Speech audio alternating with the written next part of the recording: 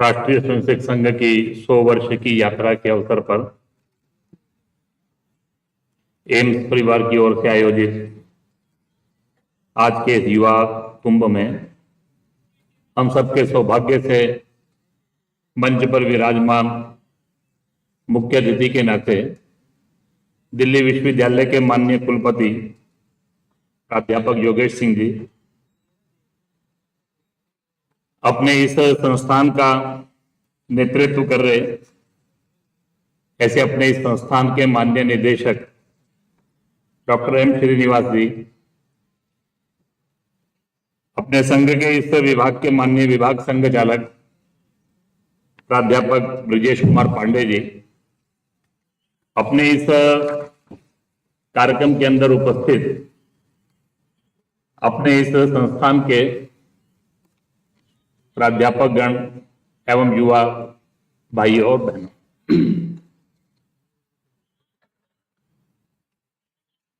तीन बातों का संयोग है। संघ के 100 वर्षों की यात्रा का प्रसंग है। उस अवसर पर युवाओं का कार्यक्रम है और उसके साथ साथ उनका मार्गदर्शन करने वाले ऐसे सब प्राध्यापक गण जो सब मन से युवा है वो भी यहां पर सब एकत्र है। इस अवसर पर तीन बातों की चर्चा मैं आपसे करूंगा। संघ यानी क्या है, ये 100 वर्षों की यात्रा क्या है, और इस 100 वर्षों की यात्रा के अवसर पर आज जो युवाओं का एक कार्यक्रम आयोजित करने का निश्चय हुआ उसके पीछे की भूमिका क्या है। जिस समय संघ के 100 साल की इस यात्रा के बारे में चर्चा प्रारंभ हुई संगठन में 2017-18 में, तो दो बातें हमने तय की। पहली बात हमने तय की कि हम कोई सेलिब्रेशन नहीं करेंगे। सामान्यतः किसी भी संस्था संगठन के 50 वर्ष, 100 वर्ष, 75 वर्ष, स्वर्ण जयंती, अमृत महोत्सव, शताब्दी, ऐसा सब आयोजन सेलिब्रेशंस के रहते हैं। क्योंकि जब संघ प्रारंभ हुआ था तो संघ के संस्थापक परम पूजनीय डॉक्टर केशव बलिराम हेडगेवार, सामान्यतः हम उनको डॉक्टर साहब कहते हैं, उन्होंने उसी समय कहा था कि ये जो हम काम प्रारंभ कर रहे हैं, हम संघ बनाने नहीं जा रहे, हम समाज बनाने जा रहे हैं। The goal of RSS is to transform the society. Sangh समाज के अंदर का संगठन नहीं है। Basically it has to become a movement of 100% of entire society. और इसीलिए इस शताब्दी वर्ष के अंदर दूसरी बात हमने जो तय की, हमारी शताब्दी वर्ष का मुख्य मोटो क्या रहेगा, टू रीच द अनरीच। 100 सालों में कुछ लोगों तक हम पहुंच गए, जिन तक नहीं पहुंचे उन तक पहुंचने का प्रयास करेंगे। और इसी को ध्यान में रखते हुए इस वर्ष सब प्रकार के कार्यक्रमों की रचना की। सारे देश के अंदर एक बहुत बड़ा व्यापक संपर्क अभियान हुआ। एक लगभग 12 करोड़ 15 करोड़ परिवारों तक पहुंचने का प्रयास पहुंचे। हम लगभग 5 लाख से ज्यादा गांवों में पहुंचे। सारे देश के अंदर विजयदशमी का पहला कार्यक्रम हुआ तो संघ 1925 में शुरू हुआ था। मैंने पहले बताया कि एंटायर सोसाइटी का यह आंदोलन बनना, यह हमारी भूमिका थी। 1940 तक आते आते हम देश के हर प्रांत में पहुंच गए। नेक्स्ट 30 इयर्स के अंदर 1972 तक आते आते हर जिले में पहुंच गए। 2000 तक आते आते देश के सब नगर, सब ब्लॉक्स। फिर हमने तय किया सारे देश के एक 10-15 हजार की पॉपुलेशन के हमने यूनिट बनाए, 1,04,000, जिनको हम गांव में, ग्रामीण क्षेत्र में 8-10 गांवों का एक सर्कल कहते हैं, मंडल कहते हैं, नगर में बस्ती। तो हमारा अगला टारगेट 1,04,000 यूनिट तक पहुंचना। जब हमारा पहला कार्यक्रम हुआ तो मोर देन 90,000 ज्योग्राफिकल यूनिट से लोग उन सब कार्यक्रमों में थे। एक 65,000 यूनिट्स में सीधे सीधे कार्यक्रम हुए। और इस बार हमारा सारा फोकस जो है ऐसा ही, दूसरा, इस शताब्दी वर्ष के अंदर हमने तय किया कि सारे देश के समाज के लोगों के साथ इस 100 साल की यात्रा के हम अनुभवों को शेयर करेंगे। We will share our experiences, और केवल वन साइडेड नहीं, हम फीडबैक भी लेंगे, सजेशंस भी लेंगे।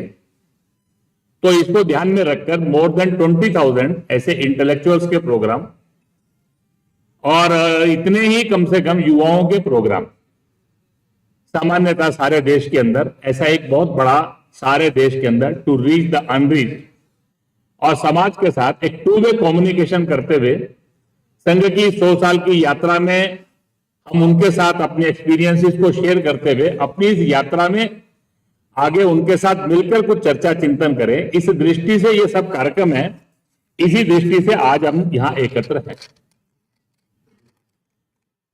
3 बातें जो मैंने कही थी, पहली बात संघ क्या है, फिर 100 साल की जर्नी क्या है, फिर युवाओं से अपेक्षा क्या है। तो हम जब संघ कहते हैं तो मैंने पहले ही कहा कि यह संस्था नहीं है। 4 शब्दों में हम संघ को समझाते हैं। मैन मेकिंग नेशन बिल्डिंग, व्यक्ति निर्माण से राष्ट्र निर्माण। ये मैन मेकिंग क्या है, ये नेशन बिल्डिंग क्या है, संघ का विचार क्या है जिस बात को लेकर हम चले। तो बेसिकली संघ के जो संस्थापक थे वो कहा करते थे हमारे समाज के अंदर कुछ बेसिक कमियां आ गई। हजारों साल का हमारा राष्ट्र जीवन रहा, लेकिन जब हम इसको देखते हैं तो हमको ध्यान में आता है एक लंबा समय एक गौरवशाली कालखंड था।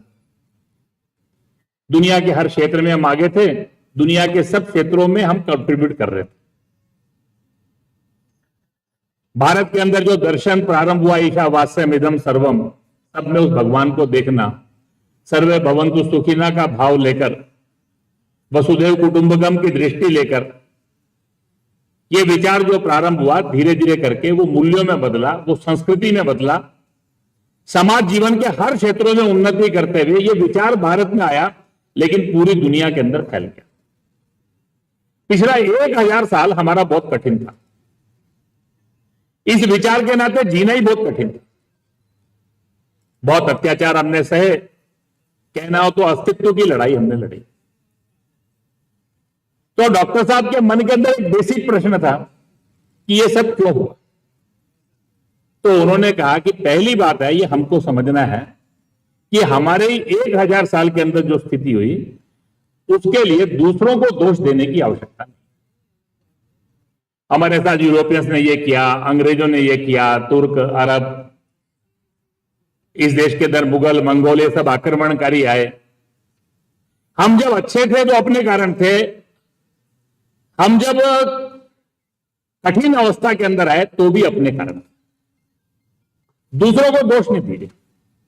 और इसीलिए राष्ट्र का भाग्य बदलना है तो वो बातें कौन सी हैं जिसके कारण से हमको एक दिन देखने पड़े, उससे बाहर आना पड़ेगा। और इसीलिए जिसको संघ में मैन मेकिंग कहते हैं, व्यक्ति निर्माण कहते हैं, तो डॉक्टर साहब का एक बहुत मानना था कि एज ए पर्सन भारत का व्यक्ति दुनिया में बहुत अच्छा है। हम दुनिया में कहीं भी जाते हैं तो हम प्रॉब्लम नहीं बनते। We are always contributor everywhere. दुनिया में हमारे व्यक्ति को लेकर कोई परेशानी नहीं है लोगों को। हम कहीं भी जाते हैं वहां के साथ बहुत जल्दी एसिमिलेट हो जाते हैं, ढल जाते हैं, अपने आप को नए परिवर्तनों के साथ भी ढाल लेते हैं।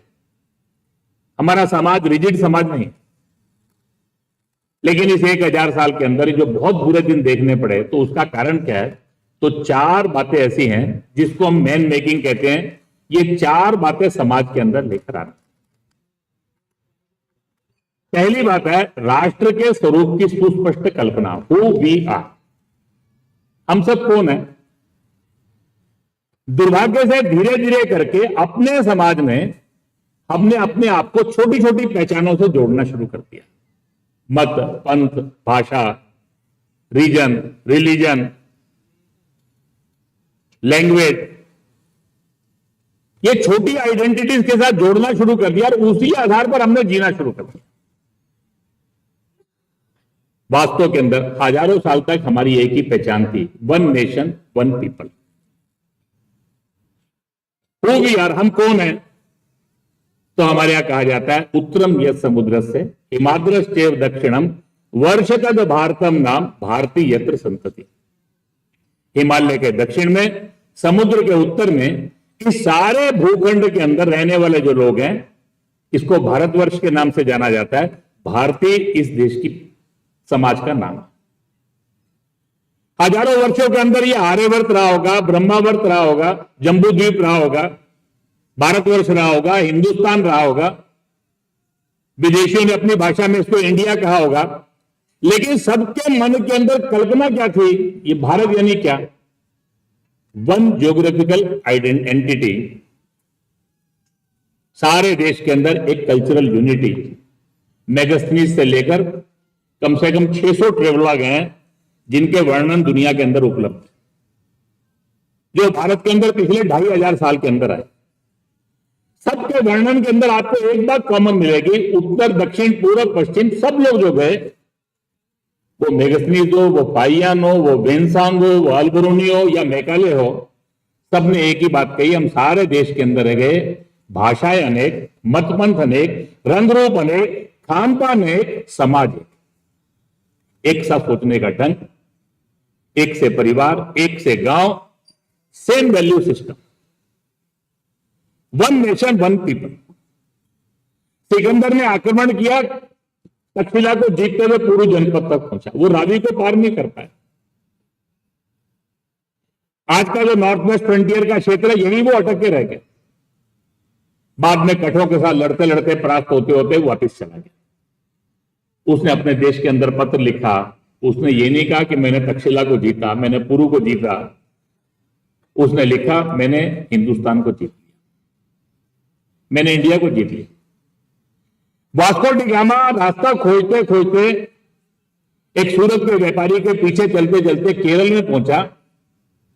केरल के अंदर एक छोटा सा स्टेट था काचरामन करके, वहां तक पहुंचा वो।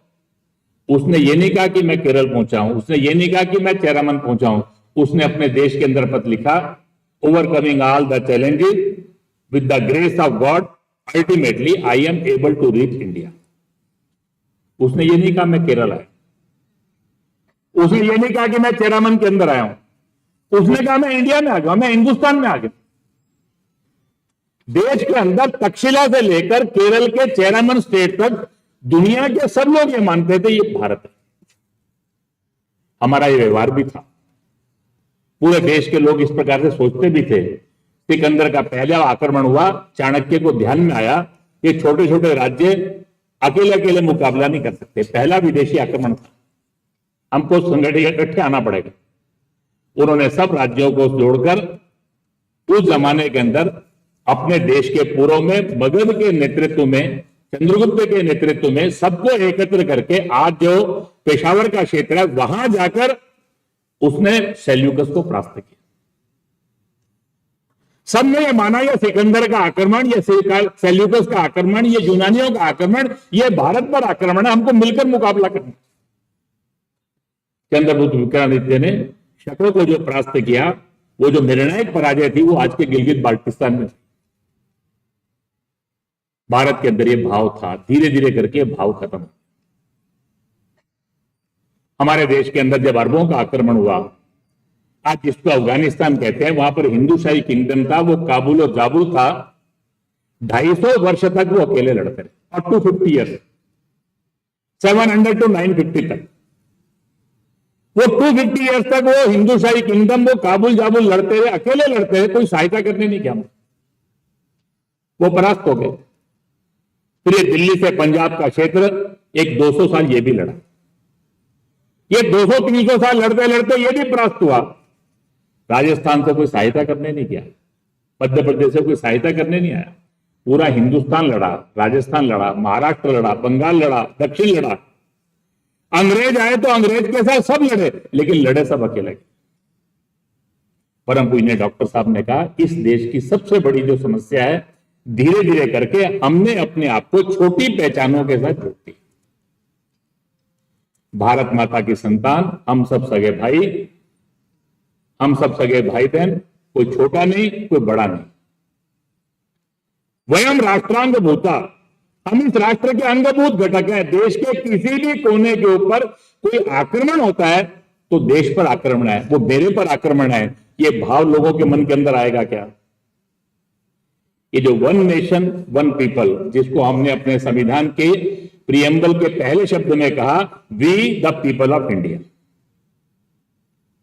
स्वाधीनता के बाद हमने पहली बात यह कही कि आज के बाद हमारी एक ही पहचान है, हम भारत के लोग। हमारी पहचान जाति के साथ नहीं, मत पंथ के साथ नहीं, राज्य के साथ नहीं, भाषा के साथ नहीं। ये जो हम भारत के लोग हैं, बेसिकली संघ जिसको मैन मेकिंग कहते हैं, उसकी पहली बात है प्रत्येक व्यक्ति के मन के अंदर भाव लाना, हु वी आर। दूसरी बात है, इस देश के अंदर धीरे धीरे करके एक संतुलन समाप्त हो गया। हमारा व्यक्तिगत चरित्र बहुत अच्छा था, व्यक्तिगत चरित्र का आग्रह भी बहुत अच्छा रहा, लेकिन धीरे धीरे करके राष्ट्रीय चरित्र हमारा कमजोर होता चला। राष्ट्रभक्ति का भाव क्या होता है? तो राष्ट्रभक्ति का भाव केवल भाव नहीं होता। वंदे मातरम बोलना, जनगण मन बोलना, भारत माता की जय बोलना, 15 अगस्त पे तिरंगा लहराना, उन भावों का प्रगटीकरण। लेकिन वास्तव के अंदर राष्ट्रभक्ति क्या होता है? हर क्षण हर पल देश के लिए जीना। जिस समय देश समाज की जो आवश्यकता होगी उसके लिए समाज तत्पर होगा क्या? सामान्य परिस्थिति होगी तो मैं वो करूंगा जिससे मेरे समाज देश का भला हो। हम सब अपने जीवन के अंदर विचार करें, हम सबके पास एक योग्यता प्रतिभा है, हम सब लोग सौभाग्यशाली हैं, हमको इस योग्यता प्रतिभा को और अपने अंदर उसको विकसित करने का अवसर मिला। लेकिन एक प्रश्न करें, ये योग्यता प्रतिभा किसके कारण है? केवल मेरे कारण है क्या? मेरे परिवार के कारण है क्या? या इसमें मेरे समाज और देश का भी कोई योगदान? लेकिन धीरे धीरे करके प्रत्येक व्यक्ति के मन का एक भाव हो गया, मैं और मेरा परिवार। अपने जीवन के अंदर इससे आगे विचार नहीं करता। मैं जो कुछ भी हूं, जिस समाज और देश के कारण हूं, उसके प्रति मेरा दायित्व क्या है? आज के युग की आवश्यकता क्या है? आज के समय की जरूरत क्या है? उसको ध्यान में रखकर मेरी भूमिका क्या है? ये जो मैं, मेरा परिवार, मेरा समाज, मेरा देश। डॉक्टर साहब कहा करते थे, भारत की सब जो पराजय हुई सब दूसरों के कारण नहीं हुई। Every story of defeat has a story of betrayal. Bharat की जितनी भी पराजय हुई है, हर एक के अंदर एक बिट्रेयल की कहानी है। अपने व्यक्तिगत स्वार्थ, व्यक्तिगत महत्वाकांक्षाएं, उन महत्वाकांक्षाओं की पूर्ति के लिए किसी ने अपने समाज देश को दांव पे लगा।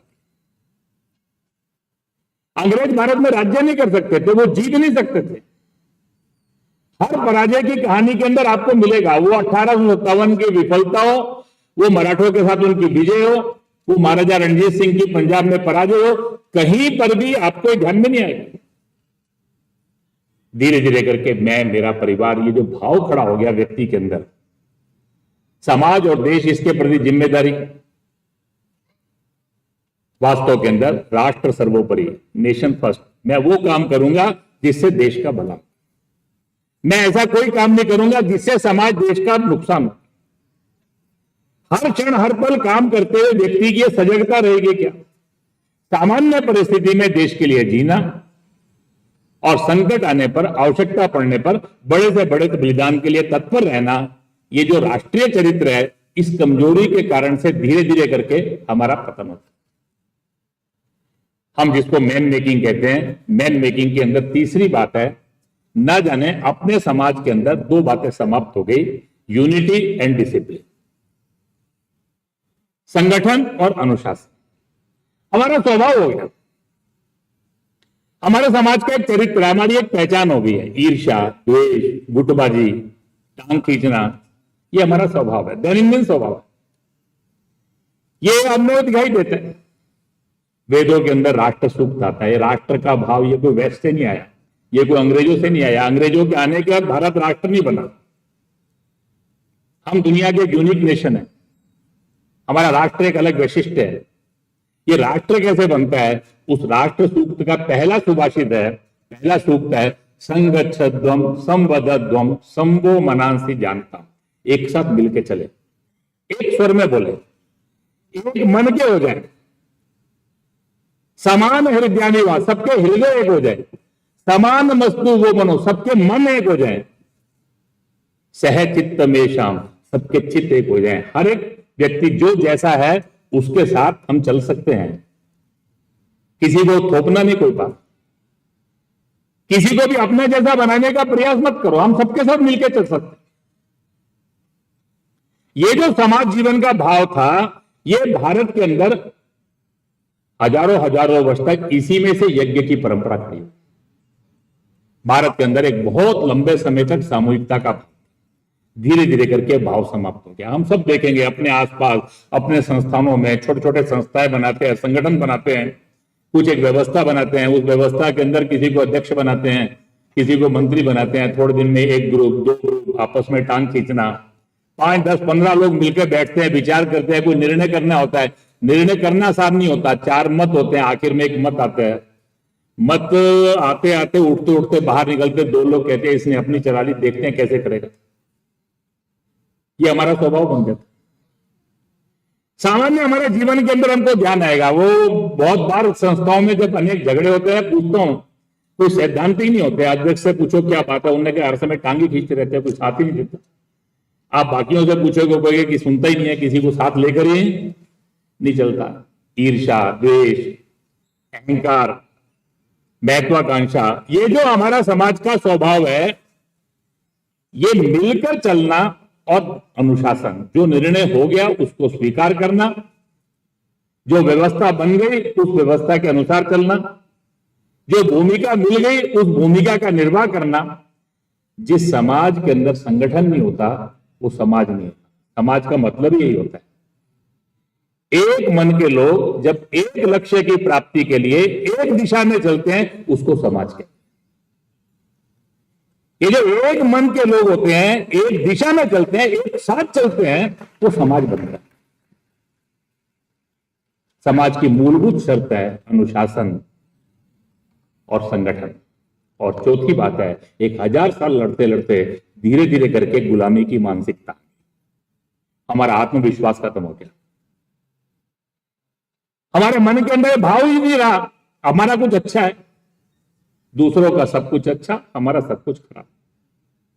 स्वाधीनता के 78-79 वर्ष पश्चात भी हमारे में आत्मविश्वास नहीं है। दुनिया के किस देश के अंदर विज्ञान में, तकनीक में, समाज जीवन के किसी भी क्षेत्र में जिन्होंने उन्नति की है, फ्रांस, जर्मनी, ब्रिटेन, चीन, जापान, अमेरिका, ये सब किसी भी देश ने विदेशी भाषा में उन्नति की है?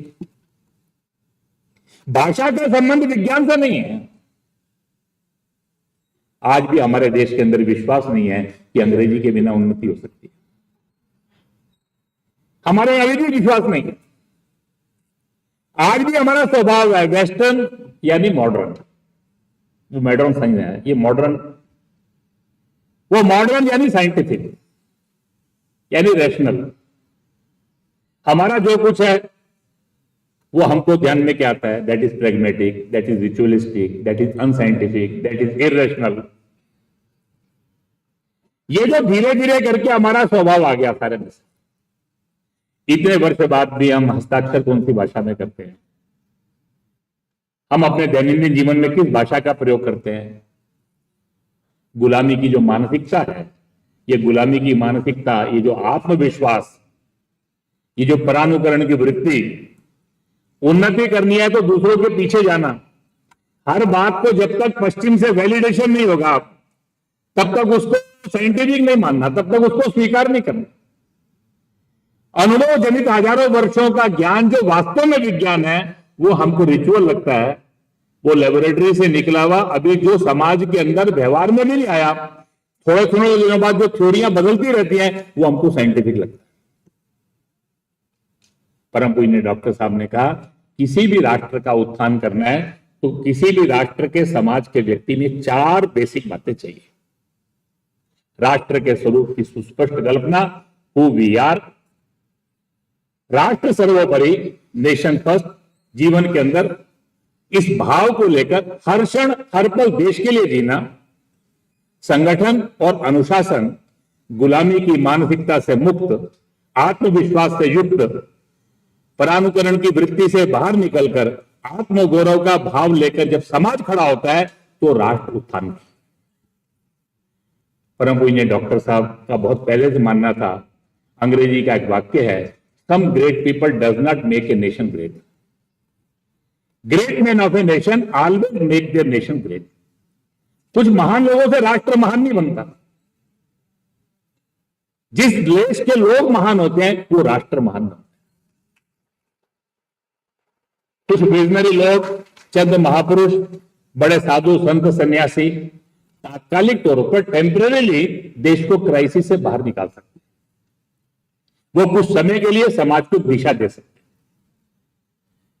किसी कठिन परिस्थिति के अंदर देश का मार्गदर्शन करने के लिए ऐसे लोगों की एक भूमिका होती है।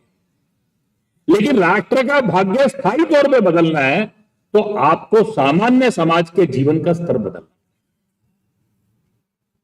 राष्ट्रीय स्वयंसेवक संघ के विचार के अंदर ये जो बात है कि अगर राष्ट्र का भाग्य बदलना है तो ये सत्ता के द्वारा केवल नहीं होगा। सत्ता अनुकूलता दे सकती है, सत्ता एक वातावरण बना सकती है, आंदोलन अभियान से आप समाजों को जागृत कर सकते हैं, भाषणों से आप लोगों को प्रभावित कर सकते हैं।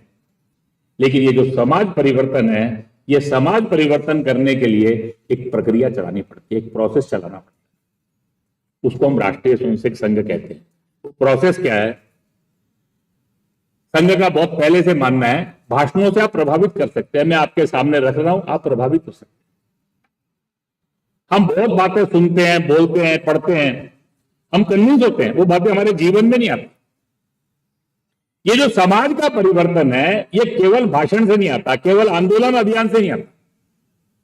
ये भाषण, इनसे हटकर समाज का परिवर्तन का एक ही तरीका है, इसका एक ही प्रोसेस है, वो है man to man, heart to heart.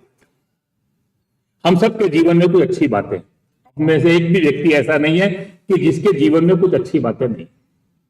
सबके जीवन में अपने अपने मन के अंदर प्रश्न करिए, ये बात आई कहां से? तो आपको ध्यान में आएगा आपके बुजुर्ग, माता पिता, अपने परिवार के कोई बड़े लोग, मोहल्ले का कोई व्यक्ति, अपने कोई अध्यापक अध्यापिका, अपने साथ काम करने वाले, पढ़ने वाले लोग, उनको देखकर आपके मन के अंदर कुछ बातें आई होंगी। आपको लगा ये ऐसा करते हैं तो मैं क्यों नहीं कर सकता?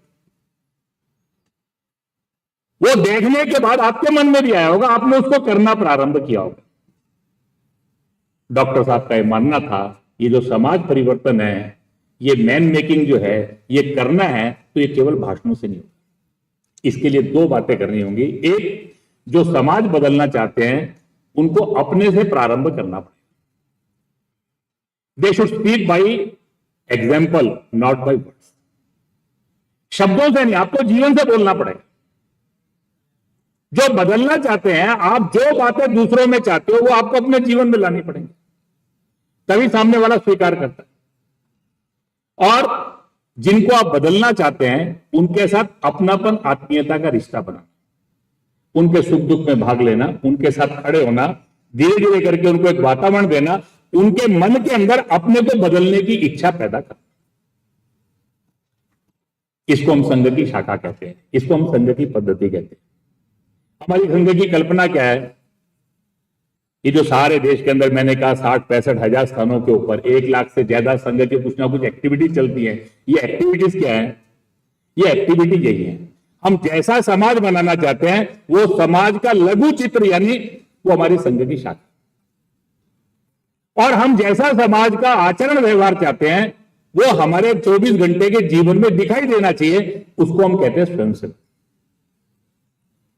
इस 100 वर्षों की यात्रा के अंदर ये यात्रा इतनी आसान नहीं थी।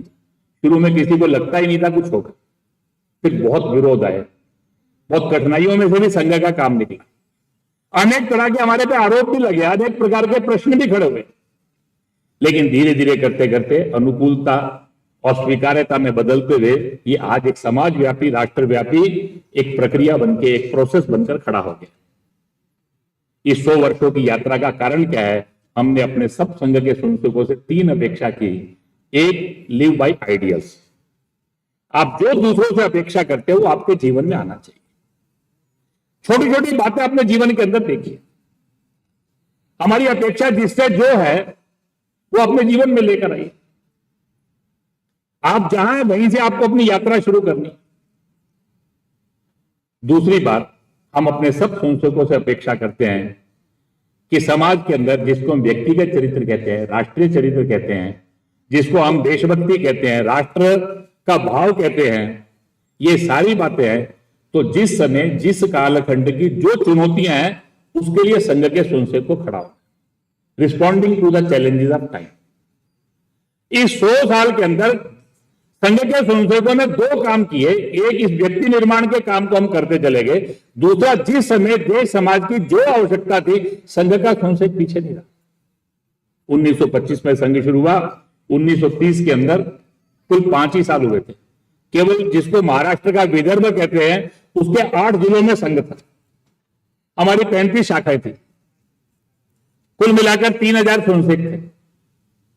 कांग्रेस ने रावी के तट पर भारत की स्वतंत्रता का प्रस्ताव पारित किया। 26 जनवरी को देश के अंदर 1930 को स्वाधीनता दिवस मनाया जाएगा आह्वान हुआ।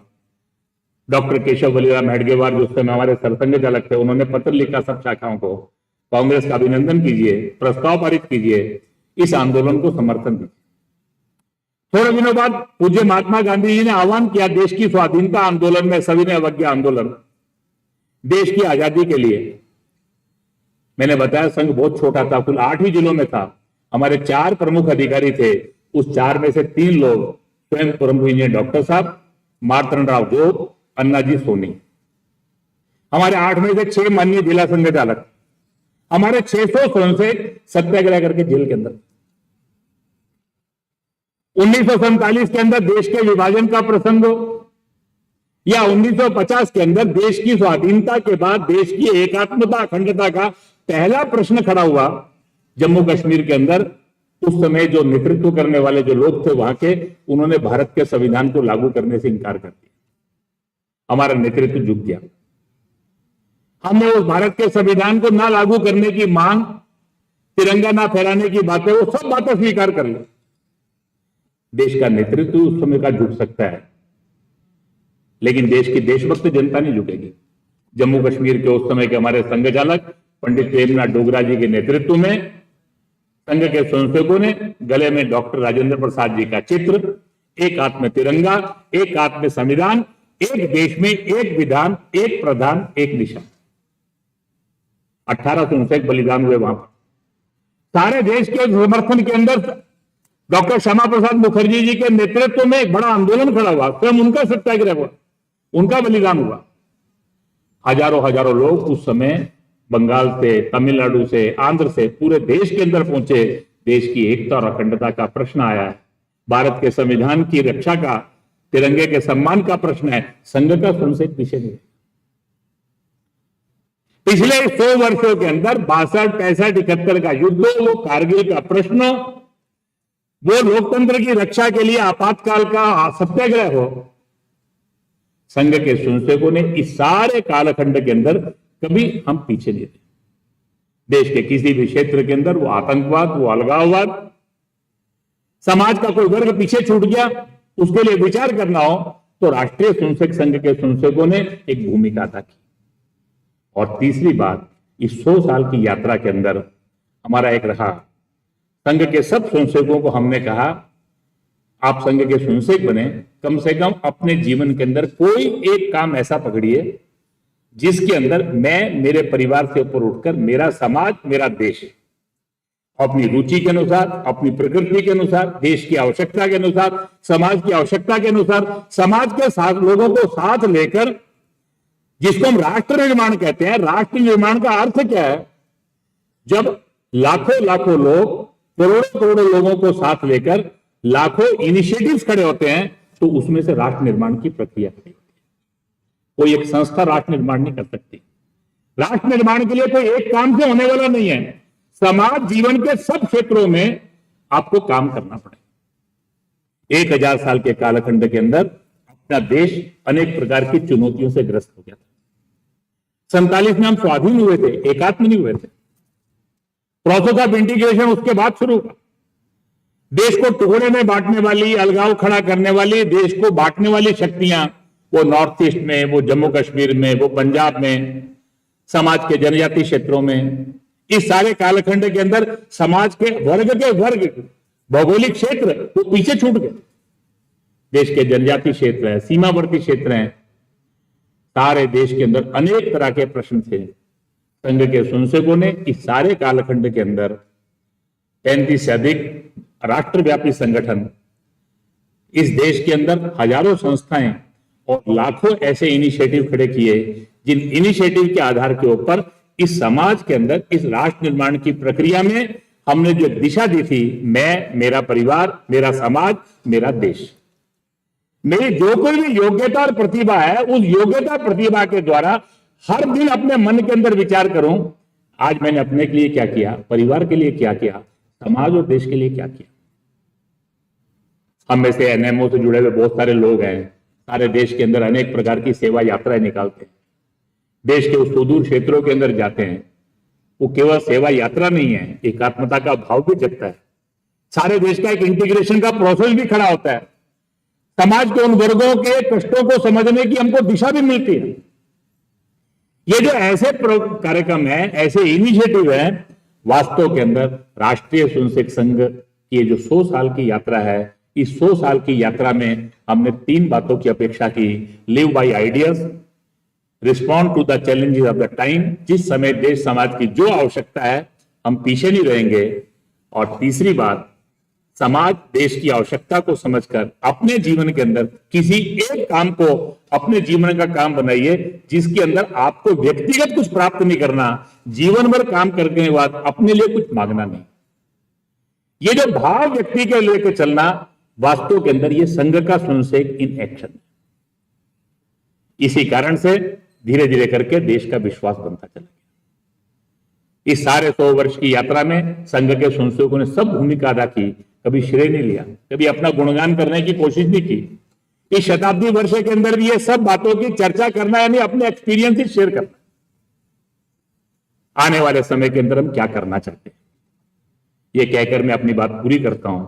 इस वर्ष में हमारे युवाओं के कार्यक्रम का एक हेतु भी था। इस 100 साल की यात्रा की, हम संघ की इस यात्रा को युवाओं की यात्रा मानते हैं।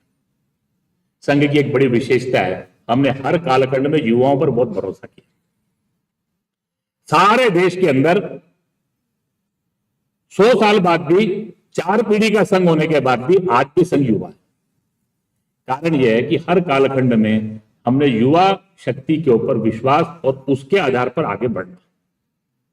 संघ में जितने काम हमने शुरू किए, नए काम जितने शुरू हुए, वो सब युवाओं ने शुरू किए। मैंने बताया देश के अलग अलग क्षेत्रों के अंदर लोग काम करने के लिए गए।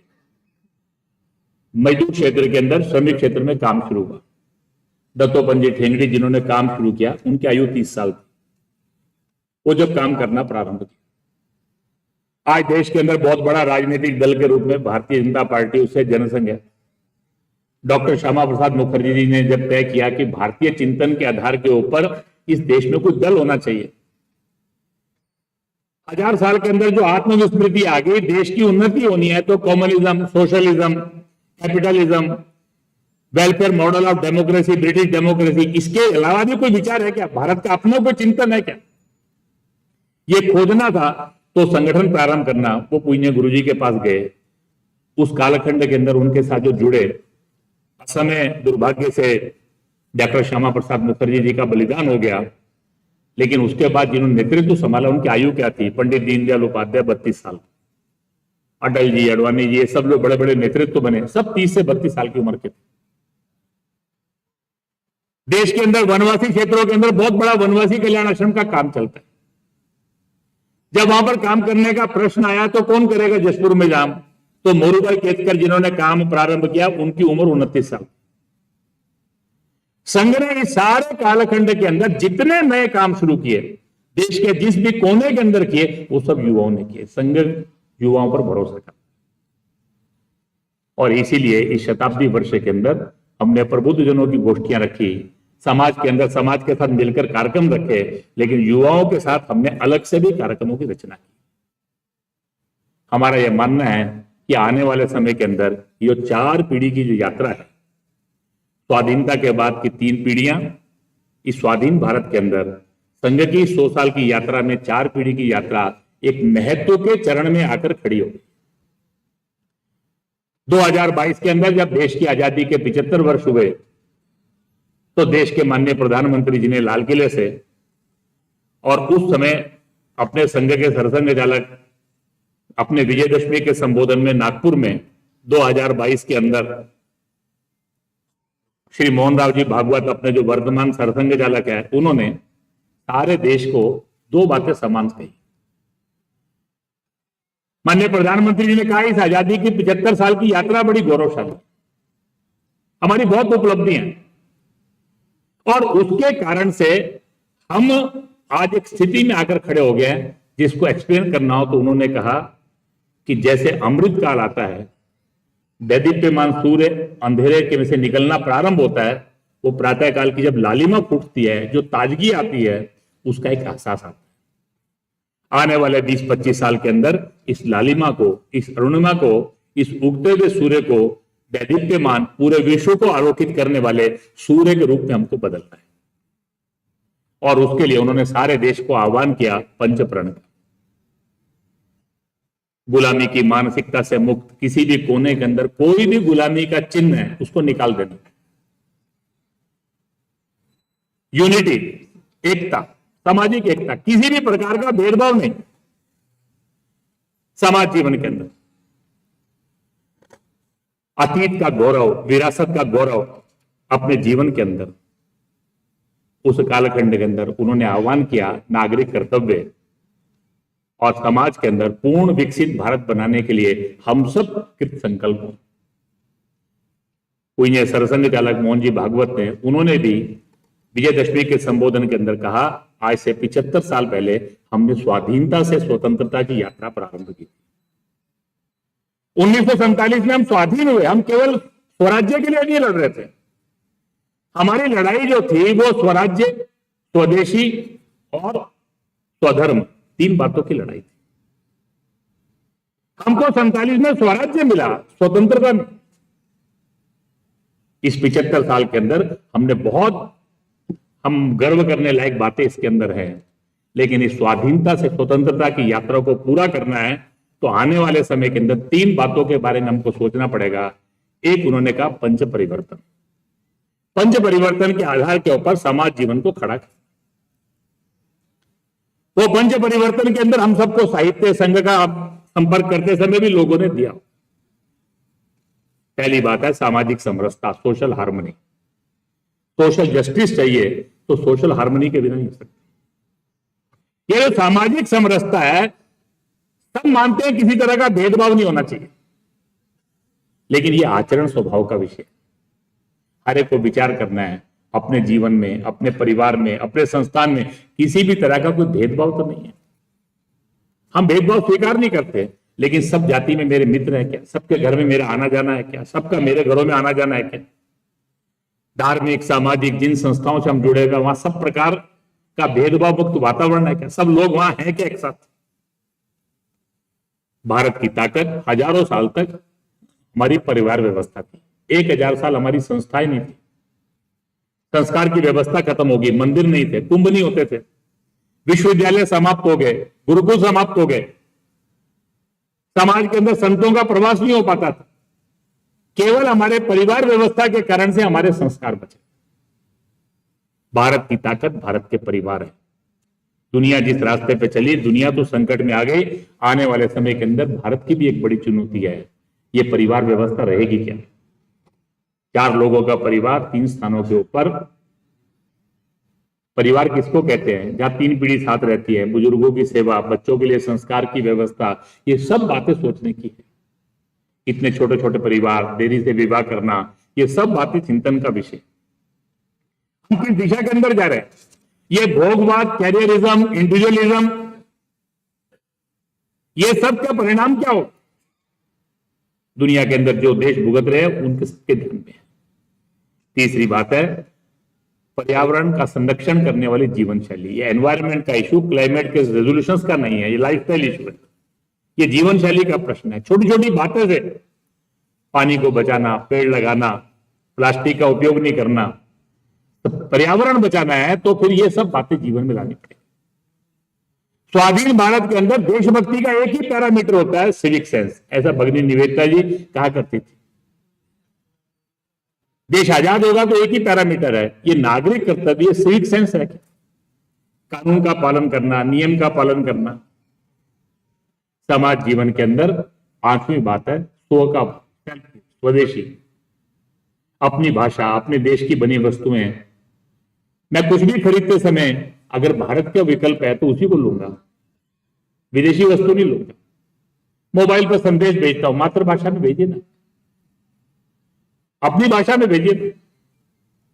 छोटी छोटी बातें अपने जीवन के अंदर, ये जो पंच परिवर्तन है, ये भारत की पहचान बननी चाहिए, हमारे आचरण स्वभाव में आनी चाहिए। दूसरी बात है, इस 75 साल के अंदर देश के अंदर एक 50% लोग ऐसे हो गए जिनके पास है, एक 50% लोग हैं जिनके पास अभी नहीं है। 6 बातें सबको चाहिए: भोजन, कपड़ा, मकान, शिक्षा, स्वास्थ्य, रोजगार, सुरक्षा और संस्कार। देश के अंदर जहां जहां ये नहीं है उसके बारे में विचार करना, जिसके पास है, जिनके पास नहीं है वो उनके बारे में विचार करें।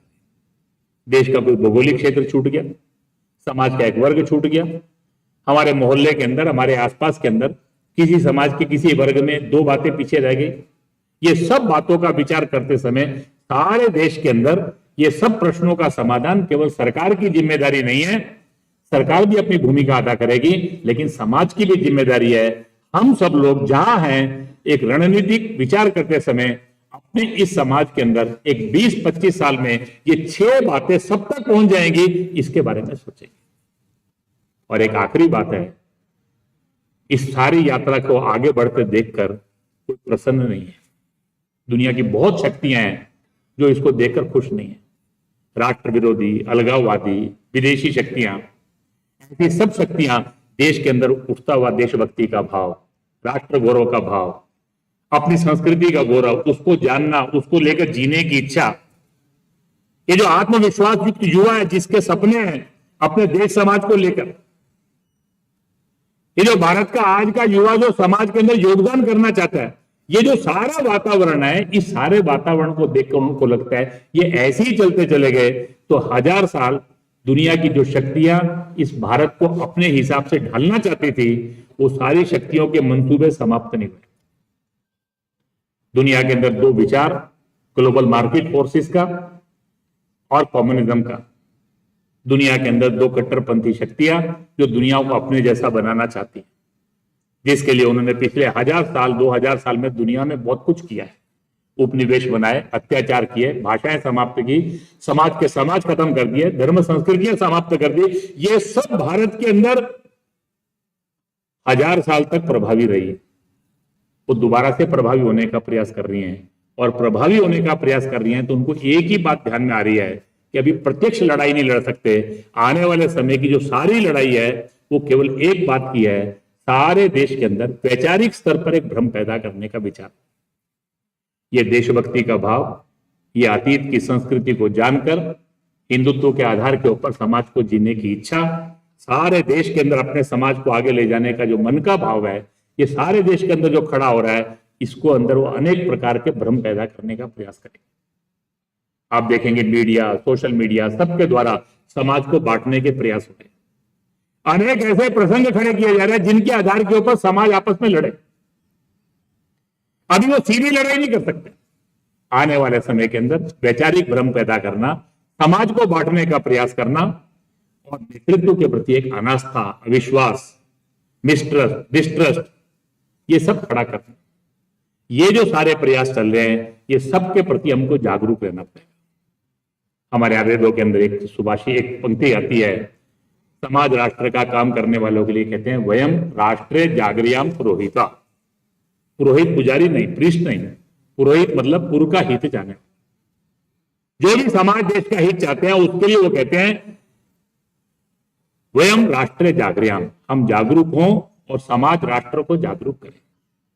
जिस राष्ट्र के अंदर जागरूकता नहीं रहती, योगेश जी कहते हैं विवेक खत्म हो गया, दूसरों के साथ हमको कैसा व्यवहार करना, वो जागरूकता का अभाव।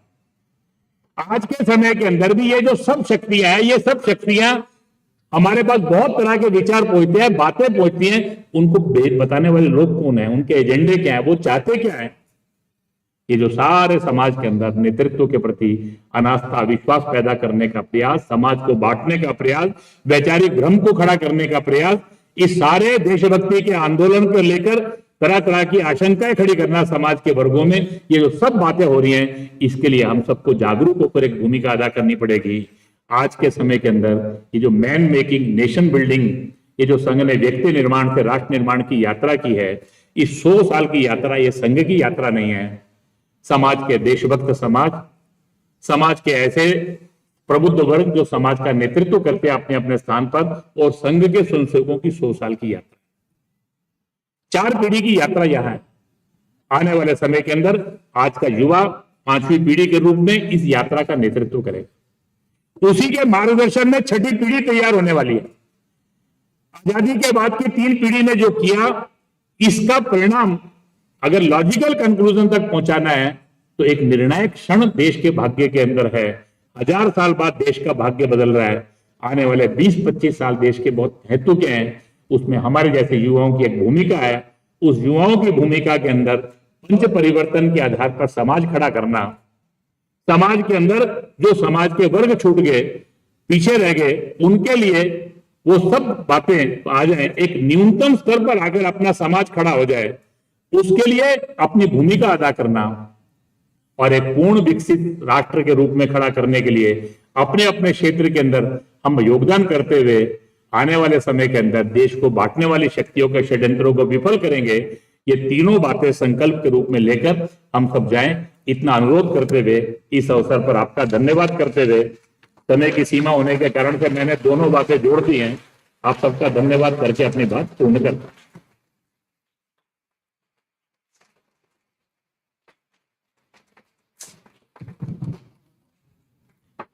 अब हम आज के जिज्ञासा समाधान सत्र का प्रारंभ करते हैं। सभागार में उपस्थित जिनको भी हमारे मुख्य वक्ता से कोई भी प्रश्न करने हैं, वे कृपया अपने स्थान पर खड़े होकर प्रश्न पूछ सकते हैं। मैं स्वयं सेवकों से निवेदन करती हूँ कि उनको माइक उन तक पहुंचा दिया जाए।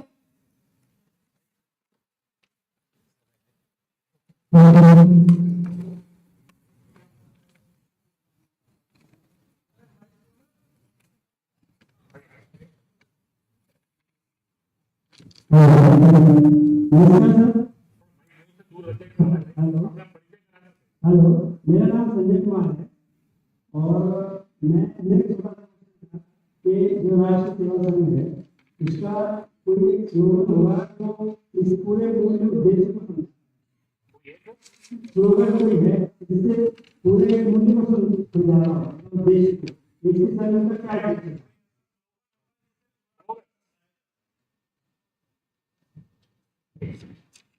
एक सब प्रश्न पूछ लीजिए, एक साथ उत्तर दूंगा मैं, उत्तर एक साथ दूंगा, आप पूछ लीजिए। नमस्कार, मैं doctor Ajit Singh, officer action का प्रेसिडेंट।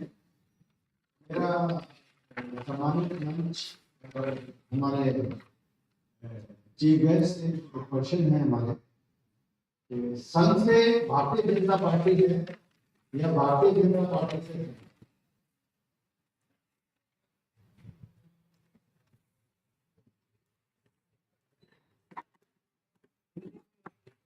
नमस्कार, मैं Meenu Verma, nursing officer RTC-OT. Sir, हमारे लिए गर्व का विषय है कि भारतीय नर्सेज विश्व की सर्वश्रेष्ठ नर्सेज में गिनी जाती हैं, जिसका आधार हमारी संस्कृति और लोक संघ व विश्व कल्याण की भावना है। आज विकसित देश नर्सिंग में विशेषज्ञ और नवाचार के माध्यम से नए आयाम स्थापित कर रहे हैं, जिनमें अधिकांश योगदान भारतीय नर्सेज का ही है। वहीं हमारे देश में सीमित संसाधन, बहुमुखी अपेक्षाएं और सीमित पदोन्नति जैसे चुनौतियां मौजूद हैं। ऐसे में नीति निर्माता, बुद्धिजीवी क्या ठोस कदम उठा रही हैं ताकि हम जैसे युवा नर्सिंग प्रोफेशन में प्रेरित रहकर राष्ट्रीय सेवा में अपना जीवन समर्पित कर सकें। धन्यवाद।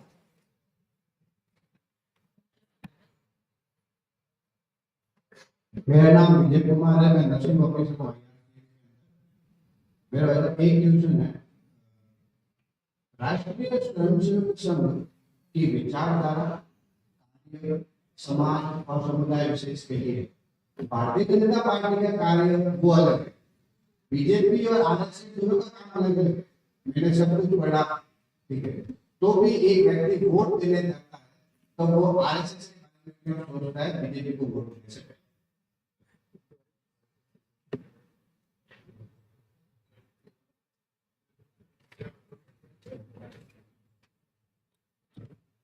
नमस्कार सर, विवेक सर, मेरा सवाल आपसे ये था कि हमें अगर भारत देश को वापस एक निर्देशक देश बनाना है पूरी दुनिया में, तो हमें स्वयं में सबसे पहले क्या एक बदलाव लाना चाहिए? धन्यवाद सर। नमस्कार, मेरा क्वेश्चन ये है कि अगर कोई यहाँ से बाहर जाता है विदेश, तो वो फिर आरएसएस में कैसे अपना सहयोग दे सकता है विदेश में?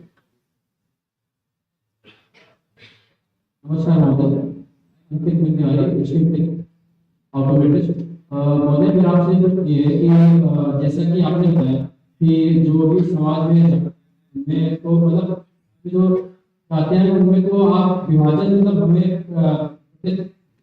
मिलता है, बट जो हमारा जो मतलब जैसे विदेशों में काम करके इस तरह का फालतू को जो बाकी में काम है, तो संघ उसमें कैसे काम कर रहा है समाज को जोड़ने का, मतलब जैसे यूनिवर्सिटी या फिर जो भी है संघ कैसे काम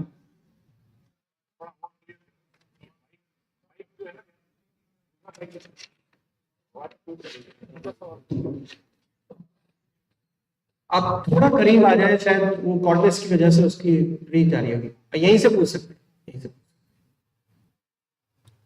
महोदय, मेरा प्रश्न ये था कि जैसे कि जो संघ है तो वो क्या करते हैं कि समाज में सभी को जोड़ने का काम करते हैं, तो अभी की जो सरकारें हैं या फिर जो अभी का जो सब हो रहा है कि समाज में तो मतलब जाति में समझता है, बट जो कागजों पर जो समाज को मतलब विभाजित करने का काम हो रहा है, तो उसमें संघ कैसे मतलब जोड़ने का काम कर रहा है, जैसे यूसी हुआ या फिर और जो कानून हुआ तो उनसे मतलब समाज विभक्त हो रहा है, तो संघ उसमें कैसे जुड़ने का काम कर रहा है?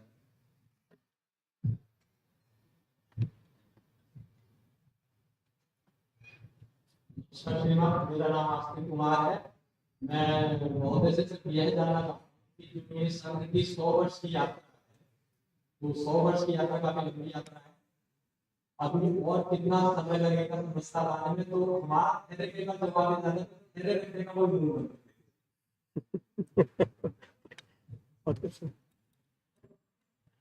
सभागार में बहुत छोटे छोटे बच्चे भी हैं और स्कूल के बच्चे आए हैं, अगर वो कुछ एक सवाल जिज्ञासा रख दें तो एक हेलो हाँ सर, मेरा नाम संत कुमार है। मैं आपसे ये जानना चाहता हूँ कि हम लोग गाय को राष्ट्रमाता बनाने के लिए कौन सा चल रहा है? गाय को राष्ट्रमाता क्यों नहीं बना पा रहे हैं?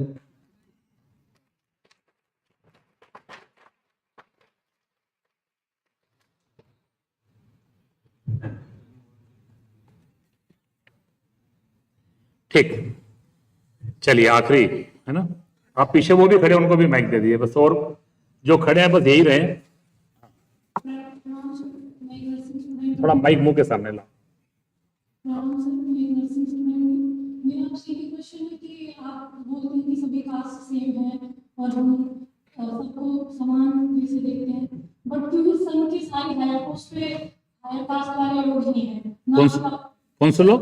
संघ की जितनी भी हायर पोस्ट है उन पे सारे ही उच्च वर्ग वाले लोग हैं, ना कि निम्न वर्ग के, ऐसा क्यों?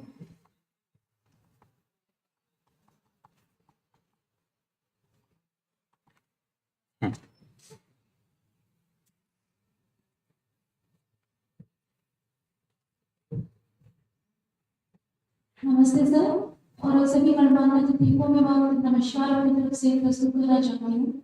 मेरा नाम स्वाति अग्रवाल है। मैं माता पिता के साथ यहाँ उपस्थित हूँ और मेरे फादर का ट्रीटमेंट एम्स से चल रहा है नवंबर से। आज मैंने ये बाहर ये देखा कि आज एक प्रोग्राम है, मेरा अंदर से मन हुआ, मुझे लगा कि शायद आने का मौका इसमें ना मिले, केवल एम्स के लोगों को ही मिले। बट मैं जिज्ञासु थी और प्रश्न करने की प्रवृत्ति रखती हूँ। मैंने पूछा तो हुआ कि नहीं, कोई भी अटेंड कर सकता है। और आज मैं आई हूँ, बल्कि इस पूरे कंसर्ट के बीच में मेरी आंखों में आंसू भी आ गए, क्योंकि जो मेरी एजुकेशन है वो सब रही है, शायद जिंदगी का ट्रैक कहीं अलग हो गया और मैं इस सब चीज से विरक्त हो गई। जबकि मेरी जड़ें शिव मंदिर से रिलेटेड है और शिव मंदिर मेरी जड़ों में भी रूटेड है।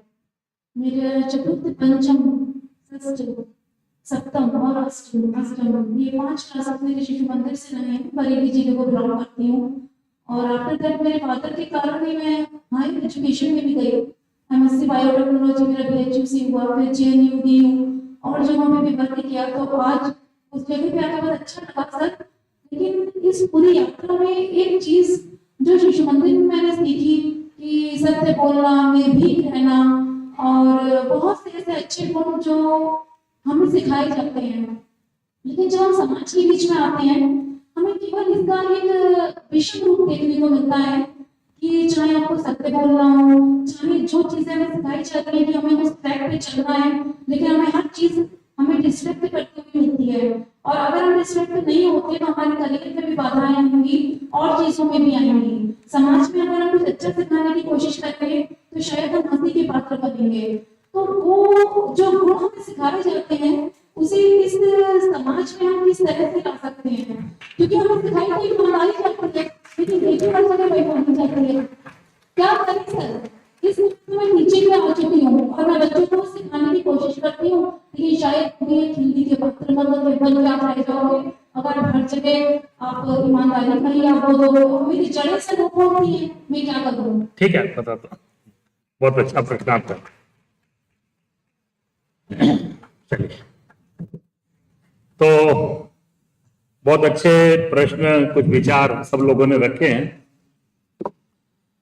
तो संघ का ध्येय यानी वो स्लोगन, तो मैंने पहले ही कहा था कि संघ यानी संस्था नहीं है ना। जो भारत के समाज का स्लोगन है वही संघ का स्लोगन है।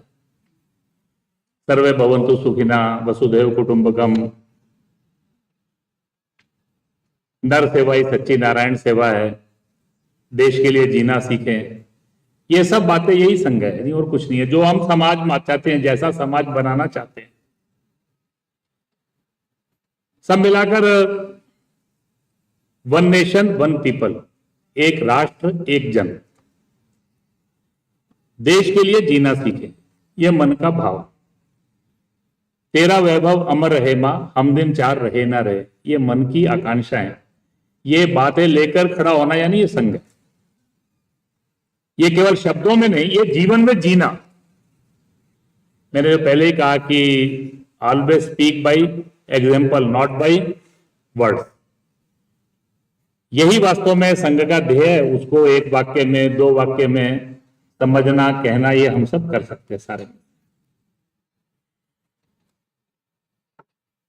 2 प्रश्न संघ और भाजपा को लेकर थे। संघ से भाजपा है या भाजपा से संघ है?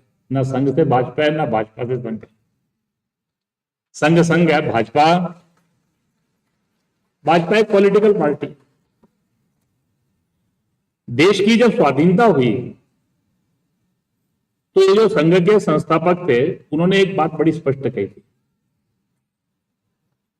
मैंने बीच में भी कहा था कि राष्ट्र का निर्माण यानी बहुत तरह के काम करने पड़ते हैं। ये यात्रा क्या है? हम रोजाना अपनी प्रार्थना के अंदर बोलते हैं, संस्कृत में प्रार्थना, उसकी 3 पंक्ति बताता हूं। हमारा ध्येय क्या है? विजेत्री जना संहता कार्य शक्ति, विजयशाली संगठित समाज, अखिल भारतीय दृष्टिकोण, जाति भेदों से ऊपर उठकर एक दूसरे के लिए जीने वाला, अनुशासन और संगठन के आधार पर संगठित समाज का चित्र खड़ा करना है संघ का काम। यह समाज क्या करेगा? तो यह समाज जो है भारतीय चिंतन के आधार के ऊपर युग अनुकूल समाज जीवन की रचना करे। दुनिया के सब देशों की यात्रा वो विचार से शुरू होती है। आइडियाज जो है दैट शेप द वर्ल्ड। ये कम्युनिज्म क्या है? एक आइडिया है। ये इस्लाम क्या है? आइडिया है। क्रिश्चियनिटी क्या है? एक आइडिया है, एक विचार है। भारत का भी एक विचार था, उस विचार से हमारी यात्रा शुरू हुई। वो विचार क्या था? वो ईशावास्य वेदम सर्वम, सब में भगवान देखना। कोई छोटा बड़ा नहीं, कोई छोटा बड़ा नहीं है, तो सब एक दूसरे के साथ जुड़े हुए और आर इंटरडिपेंडेंट, इंटर रिलेटेड। जब सब एक दूसरे के साथ जुड़े हुए हैं तो किसी का सुख अलग नहीं हो सकता, मेरा और आपका सुख अलग नहीं हो सकता। प्रकृति संकट में आएगी तो मैं भी संकट में आऊंगा, हिमालय संकट में आएगा तो हम भी संकट में आने वाले। वो आजकल सेव टाइगर, सेव फॉरेस्ट, ये सब चलता है। आपने जंगल खत्म कर दिए, शेर खत्म कर दिए, तो आप भी संकट में आ गए।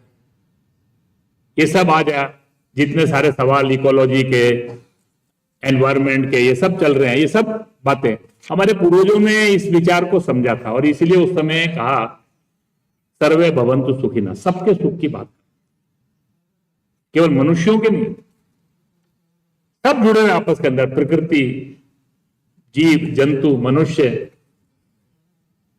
और वसुधैव कुटुंबकम, भगवान ने रंग रूप अनेक बनाए, कोई एक जैसा नहीं बनाया, तो सब एक परिवार की तरह। इस विचार में से हमारे मूल्य बने, करुणा, दया, सत्य, त्याग, त्याग, जिसकी बात बनी, उसमें से हमारे जीवन के मूल्य जो है व्यवहार में आए, हमारी संस्कृति बनी। सुबह उठते ही पक्षियों को दाना डालना, उनके लिए पानी की व्यवस्था करना, चींटी को आटा डालना, रात को फूल पत्ते नहीं तोड़ना, पेड़ काटने से पहले विचार करना, हरा पेड़ नहीं काटना, लगाने का विचार पहले करना, नदियों के बारे में पवित्रता का भाव, ये नदियां मां हैं, धरती के प्रति देखने का दृष्टिकोण, ये सब बातें, ये हमारी संस्कृति बन गई, हमारे जीवन के अंदर आ गई। इसी के आधार के ऊपर इस संस्कृति को आगे बढ़ाने के लिए हमने समाज में व्यवस्थाएं खड़ी की। राजा कैसा होगा, प्रजा कैसी होगी, हमारा गुरुकुल, विश्वविद्यालय, हमारा एक चिंतन खड़ा, शिक्षा और स्वास्थ्य, ये कभी मूल्य से नहीं थी, भारत में कभी नहीं थी। शिक्षा स्वास्थ्य का उद्देश्य पैसा कमाना नहीं था, हमारी एक दृष्टि थी। ये जो भारतीय चिंतन है, इस भारतीय चिंतन के आधार के ऊपर हमारे गुरुकुल बने, हमारे विश्वविद्यालय बने, हमारे समाज की व्यवस्थाएं बनी। लंबे समय तक हमारे यहाँ 100 हाथों से कमाओ, 1000 हाथों से बांटो। जो बहुत पैसा कमाता था वो अपने पर ज्यादा खर्च नहीं करता। अंग्रेज भारत के अंदर है, वो लिखता है मेवाड़ का महाराणा 1500 रुपए तनख्वाह लेते हैं, अपने नौकरों का वेतन भी उसमें देते हैं। वो सेनापति 99 रुपए तनख्वाह ले, हमारा सामान्य जो और वो जो है उसकी तनख्वाह ज्यादा है। दिखावा, फिजूल खर्ची ये हमारे जीवन में नहीं था। ये भारतीय चिंतन के आधार के ऊपर हमने समाज रचना की थी। हमारा आर्थिक दर्शन, हमारा शिक्षा का क्षेत्र, हमारा स्वास्थ्य का क्षेत्र, हमारा राज्य व्यवस्था, सब बातें आजादी के बाद एक लॉस ऑफ मेमोरी हो गया, स्मृति लोप हो गया। भारतीय चिंतन के आधार के ऊपर हमारा कोई विचार है क्या, हमारा कोई राजनीतिक चिंतन है क्या, आर्थिक चिंतन है क्या, शिक्षा का है क्या, स्वास्थ्य का है क्या, ये सब बातें खत्म होगी। इसके लिए समाज जीवन के सब क्षेत्रों में काम करना पड़ेगा। और इसलिए देश की आजादी जैसे ही हुई तो संघ का व्यक्ति निर्माण की प्रक्रिया चलती रही। संघ के बहुत सारे स्वयंसेवक इन कामों में लग गए। कोई मजदूर क्षेत्र में चला गया, कोई राजनीतिक क्षेत्र में, कोई शिक्षा के, हमने पहले से भूमिका रखी। सब संगठन स्वतंत्र, स्वायत्त, स्वावलंबी है। हर संगठन अपनी व्यवस्था में चलता है, उसकी एक निर्णय प्रक्रिया, उसमें कार्यकर्ता बनते हैं। बीजेपी में सब संघ के स्वयंसेवक नहीं, सब स्वयंसेवक ही वहां बीजेपी में कार्यकर्ता, ऐसा नहीं। प्रारंभ करने वाले कुछ लोग थे, कुछ परंपराएं उन्होंने बना के रखी, सामूहिकता की, सादगी की, बहुत सारी बातें उसके अंदर विचार की, ये सब रखी। इतना ही समानता है। लेकिन सब संगठन पहले दिन से सबकी अपनी अपनी यात्रा। शिक्षा क्षेत्र में गए, आज विद्या भारती के 15,000 से ज्यादा सब संघ नहीं चलाते। विद्या भारती समाज के सहयोग से कितने ही लोग समाज से जुड़े, वहां कोई आचार्य सब स्वयंसेवक ऐसा नहीं है। वो एक भाव है, उस भाव से काम करते हैं। कुछ लोगों को लगा चुनौतीपूर्ण क्षेत्र में काम करना चाहिए। वनवासी क्षेत्रों के अंदर 10,000 से ज्यादा प्रकल्प चलते हैं, देश के हर वनवासी जिले में काम चलता है। तो सब संगठन स्वतंत्र और स्वायत्त हैं, उसके नाते सब काम करते हैं सारे में। थोड़ा पॉलिटिकल पार्टीज के अंदर क्या हुआ, बहुत सारी पॉलिटिकल पार्टियां जो थी और विचारधाराएं थी, 47 में उनको लगा आजादी के बाद संघ के स्वयंसेवकों ने विभाजन में, विस्थापन के समय जो भूमिका अदा की, देश में एक बड़ा वातावरण था। तो बहुत विचारों को लगा हमारे लिए खतरा बन सकते हैं। कम्युनिज्म, सोशलिज्म, कांग्रेस, दुर्भाग्य से उन्होंने संघ पर झूठे आरोप लगाना, विरोध करना, ये जो संघ और बीजेपी का आइडेंटिफिकेशन हो गया वो उसके कारण से हो गया। आजादी की लड़ाई में कितने ही कांग्रेस के लोग वो संघ के दायित्व में भी थे। मैंने बताया डॉक्टर साहब आजादी में भाग ले रहे थे, कांग्रेस के उस आंदोलन में सत्याग्रह भी कर रहे थे। देश के जितने बड़े बड़े नेता है, पंडित मदन मोहन मालवीय, विठल भाई पटेल, ये सब लोग संघ के कार्यक्रमों में आते थे। संघ में कोई पॉलिटिकल अनटचेबिलिटी नहीं है। आज भी हम सब तक पहुंचने की कोशिश करते हैं। हम समाज में दो ही तरह के लोग मानते हैं, एक जिन तक हम पहुंच गए, एक वो जिन तक पहुंचना बाकी है, दूसरा कोई नहीं। हम किसी को अपना विरोधी नहीं मानते। 100 साल के अंदर हमारा विरोध किया होगा, हमने किसी का विरोध नहीं किया। 1948 में झूठा आरोप लगा पूज्य महात्मा गांधी जी की हत्या का, 70,000 80,000 से उनसे जेल में गए। आपातकाल में 1 लाख से ज्यादा लोग जेल में गए, 14,000 लोग मिसा में रहे। बाला साहब से प्रश्न किया, इंदिरा जी पर मुकदमे चलने चाहिए, सजा देनी चाहिए, आपका क्या कहना है? उन्होंने एक ही वाक्य के अंदर कहा, फॉरगेट एंड फॉरगेट, भूल जाओ और माफ करो। अब नहीं है। समाज के अंदर कितने लोग कुछ बोलते हैं, हम उत्तर नहीं देते, हम किसी को अपने से अलग नहीं मानते। लेकिन दुर्भाग्य से बहुत सारे विचार ऐसे हैं, व्यक्तिगत बात होती है तो संघ की प्रशंसा करते हैं, बाकी सब भी करते हैं, हम संबंध भी होते हैं, लेकिन उनको लगता है कि हम जहां खड़े हैं वहां पर थोड़ा संघ के बारे में ये सब कहना, इसके कारण से उसका एक आइडेंटिफिकेशन एक पार्टी के साथ हो जाता है, बाकी के साथ नहीं है। संघ के सुन से एक देश समाज के अंदर पिछले आजादी के बाद किसी की सरकार रही हो, देश समाज की कोई भी आवश्यकता रही, उस समय की सरकार के साथ मिलकर हमने अपनी भूमिका अदा की है और हमने उसके बदले में कभी श्रेय लेने का प्रयास ये नहीं किया। और इसीलिए संघ को उस दृष्टि से हमको नहीं देखते। हम में से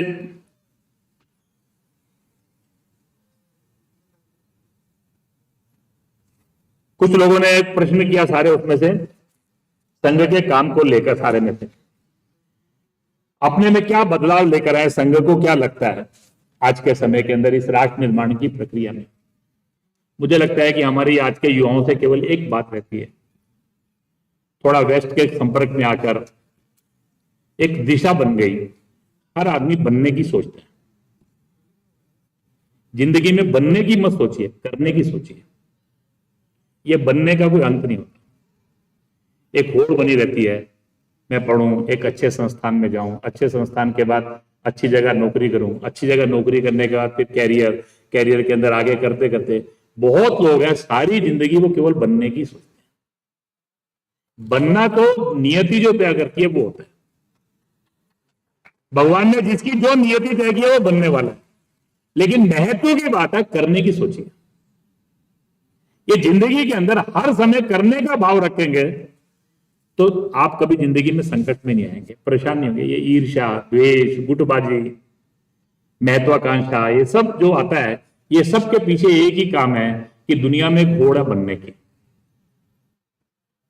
बनना जो है वो नियति के साथ, ये जो करना है इसके बारे में सोचिए।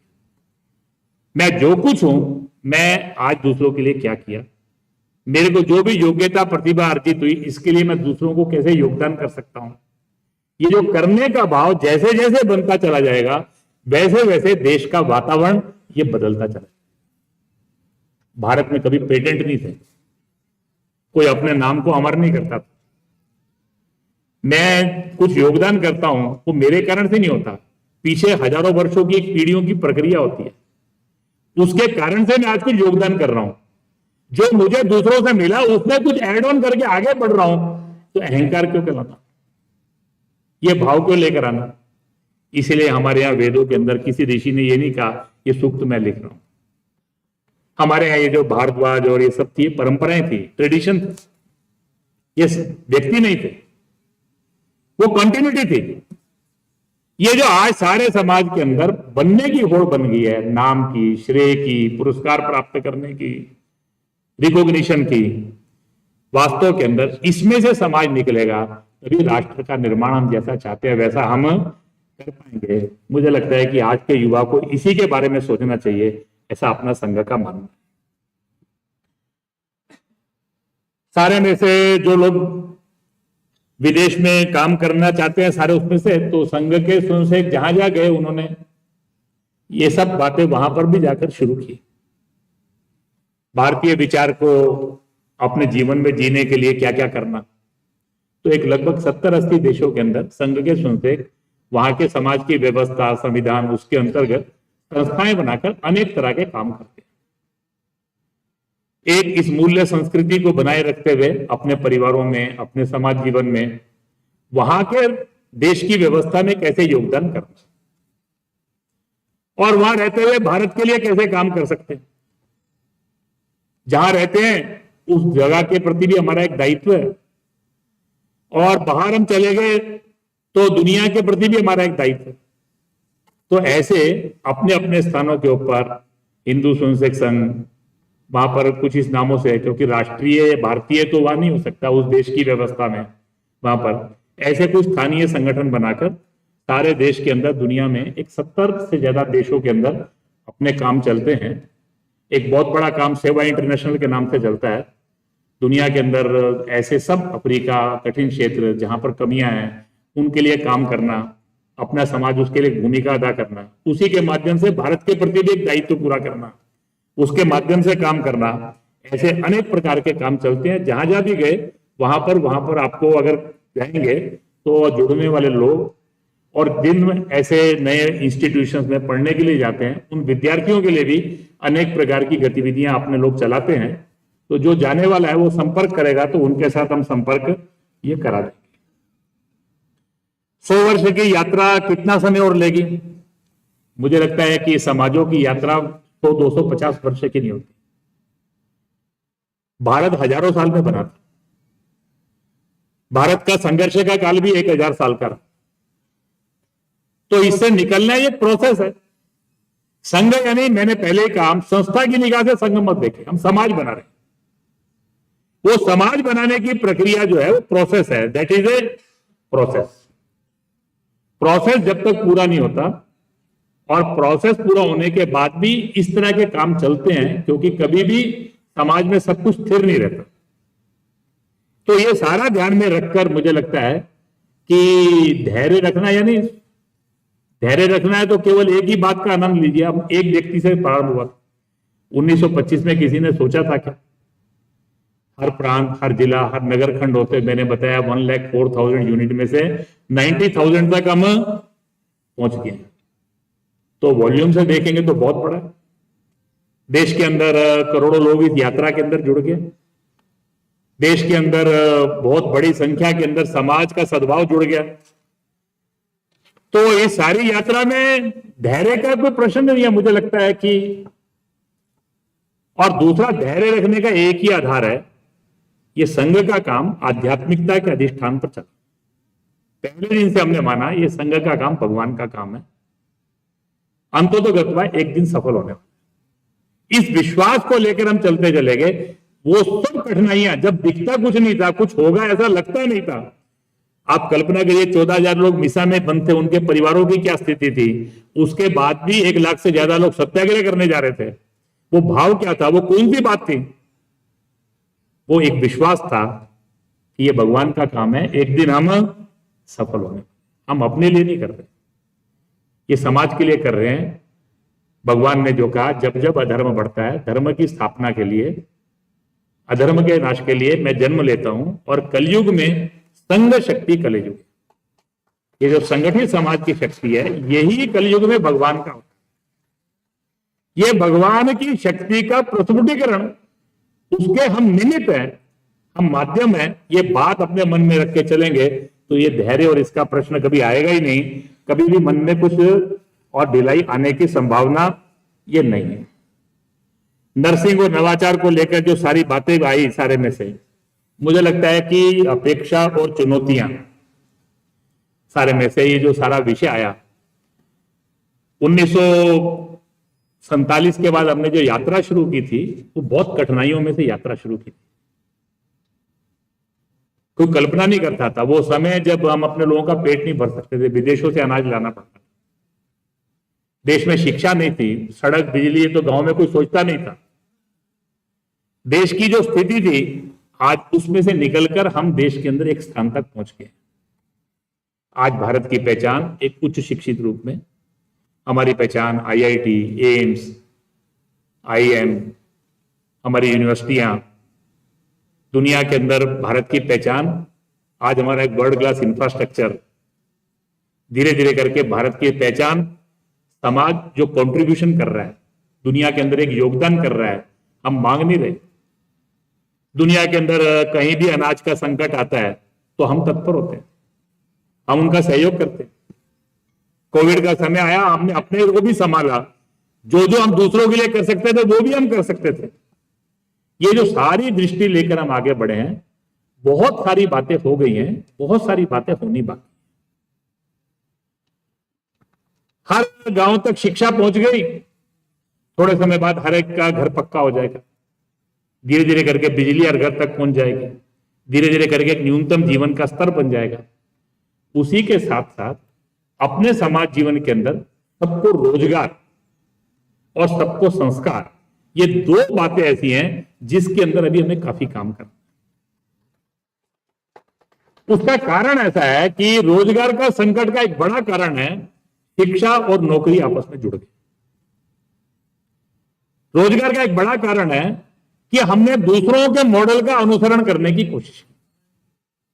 तो भारत का अपना मॉडल क्या होगा, यह विचार ना करने के कारण से बहुत सारी बातें वो आज हमारे कॉन्ट्रडिक्शन के रूप में हमको दिखाई देती है। मुझे लगता है कि इस सारे में से अपने देश को निकलने की एक दृष्टि बनी है, वो जो मैंने कहा था आने वाले 25 साल में युवाओं की भूमिका है। आने वाले समय के अंदर जैसे एक समय सब तक शिक्षा आए, ये सबकी एक चुनौती थी। धीरे धीरे स्वास्थ्य की पहुंच हो, ये चुनौती थी। आज शिक्षा स्वास्थ्य की पहुंच हो गई, लेकिन गुणवत्तापूर्ण शिक्षा और गुणवत्तापूर्ण स्वास्थ्य और उसके साथ साथ अफोर्डेबल सस्ता स्वास्थ्य और शिक्षा, ऐसी आने वाले समय के अंदर सबको रोजगार और संस्कार, ये केवल सरकार की जिम्मेदारी नहीं है। कोई सरकार सबको रोजगार नहीं दे सकती। इसके लिए समाज की संस्थाएं, समाज के लोग और युवाओं को भी अपने अपने स्तर पर, कहीं कोऑपरेटिव के आधार के ऊपर, कहीं उद्यमिता के आधार के ऊपर, हमको समाज जीवन में अनेक तरह के अनेक इनिशिएटिव लेने पड़ेंगे। मुझे लगता है कि युवा उसके बारे में सोचेगा तो संघ का यह मानना है कि देश में बेसिक जो चाहिए वो है। थोड़ा हमको सोचने का ढंग बदलना है। केवल पढ़ लिख कर नौकरी, पढ़ाई और नौकरी, एक समय थोड़े लोग पढ़ते थे, जो पढ़ जाते थे सबको नौकरी मिलती थी। किसी भी समाज के अंदर कभी भी सब नौकरी करने वाले नहीं होते। शिक्षा के आधार के ऊपर एक 20% लोग काम करते हैं। किसी भी समाज के अंदर 20% लोग जो होते हैं व्यापार करते हैं, एक 30% लोग खेती करते हैं, 30% लोग हाथ का काम करते हैं। सब कामों के प्रति एक सम्मान बनाना, सबके प्रति देखने की दृष्टि बनाना, और उसके लिए एक संतुलित चिंतन करके समाज का जब विचार होगा तो जिसको हम रोजगार कहते हैं, वो रोजगार और रोजगार के साथ साथ समाज में उस रोजगार के साथ सम्मान जुड़ेगा, तो कोई रोजगार किसी को छोटा ये नहीं लगेगा। ये जो भाव है, इसको लेकर आने वाले समय में कुछ काम करने की आवश्यकता है। उसी दृष्टि के अंदर हम भी आगे विचार कर रहे हैं। समाज के अंदर इसको लेकर एक वातावरण बनाना, नई शिक्षा नीति के पीछे की भी एक भूमिका है, लेकिन उसके लिए सामाजिक स्तर के ऊपर कई काम करने हैं। कुछ काम शासन को करने हैं, लेकिन ज्यादा काम समाज को करने हैं, मानसिकता के स्तर पर भी और प्रयासों के स्तर के ऊपर भी, ऐसा अपना मानना है। सारे इस सारे कालखंड के अंदर गाय राष्ट्र माता, मुझे लगता है कि गाय के प्रति क्या भाव है वो सबका है ही है। रिकॉग्निशन की कोई जरूरत नहीं है किसी की। दुर्भाग्य क्या है, गाय के प्रति भावना है, आचरण में नहीं। वो गौ के प्रति सेवा का भाव, उस गाय को जीवन में जो स्थान मिलना चाहिए वो स्थान, गाय की रक्षा कानून से नहीं होगी। गाय की रक्षा कोई संविधान में राष्ट्रमाता लिखने से होने वाली नहीं है। उस गाय के प्रति दृष्टि और उस गाय के प्रति देखने की दृष्टि के बाद हमको उस गाय का कैसे अपने जीवन में स्थान होगा, मेरे दैनंदिन जीवन में, पारिवारिक जीवन में, सामाजिक जीवन में, वो महत्व का विषय है। बहुत बातें लिखी जाती हैं संविधान के अंदर, लेकिन उसका असर नहीं होता। वास्तव के अंदर ये मन के भाव का प्रश्न है। उस मन के भाव को प्रश्न करके सब लोगों को अपने दैनंदिन जीवन के अंदर इस गौ के प्रति दृष्टि और दृष्टि के साथ उस गौ केंद्रित अपनी जो समाज की रचना थी उसमें उसकी जो भूमिका थी वो केवल पशु नहीं थी, वो एक अपने यहाँ समाज जीवन का एक केंद्र बिंदु थी। उसके आधार पर हमने अपना समाज खड़ा किया था। आज के समय में समाज का चित्र कैसा होगा इस सब अर्बनाइजेशन में, ये सब के अंदर एक बहुत बड़ा प्रश्न है जिसके बारे में काम करने की ज्यादा जरूरत है। मुझे लगता है कि केवल रिकॉग्निशन के स्थान के ऊपर एक शब्द लिख देने से नहीं, बाकी उसके प्रति जो भाव है वो समाज में है, लेकिन व्यवहार में उसके लिए कुछ करना, ये सब जोड़ने की जरूरत है।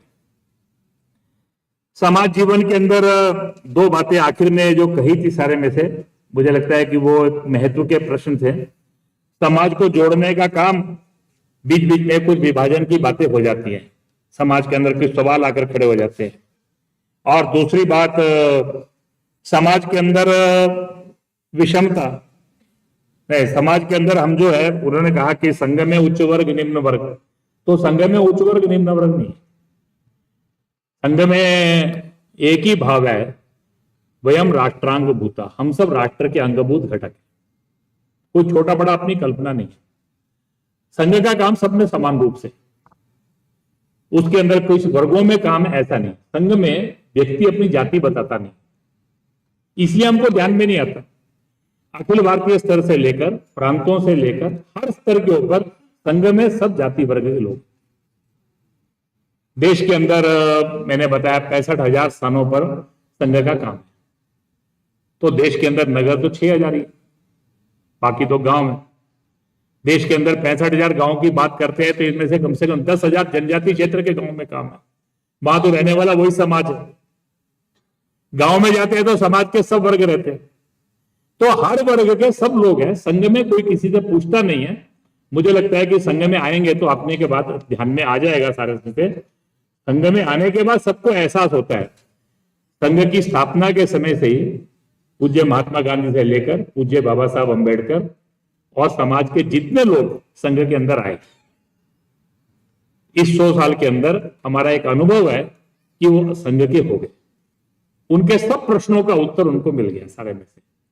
संघ किसी से भी उसके रंग रूप जाति भाषा मत पंथ इसके आधार पर कोई भेद नहीं करता, और ये जो नहीं करता है यानी वो हमारे कन्विक्शन है, ये हमारा कोई पोस्टरिंग नहीं है, that is not strategic postering.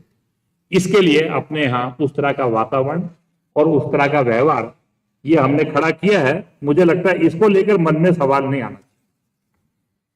दूसरा, समाज को जोड़ने की जो काम की बात कही सारे में से, वास्तव में हमको कुछ बातों को स्वीकार करना,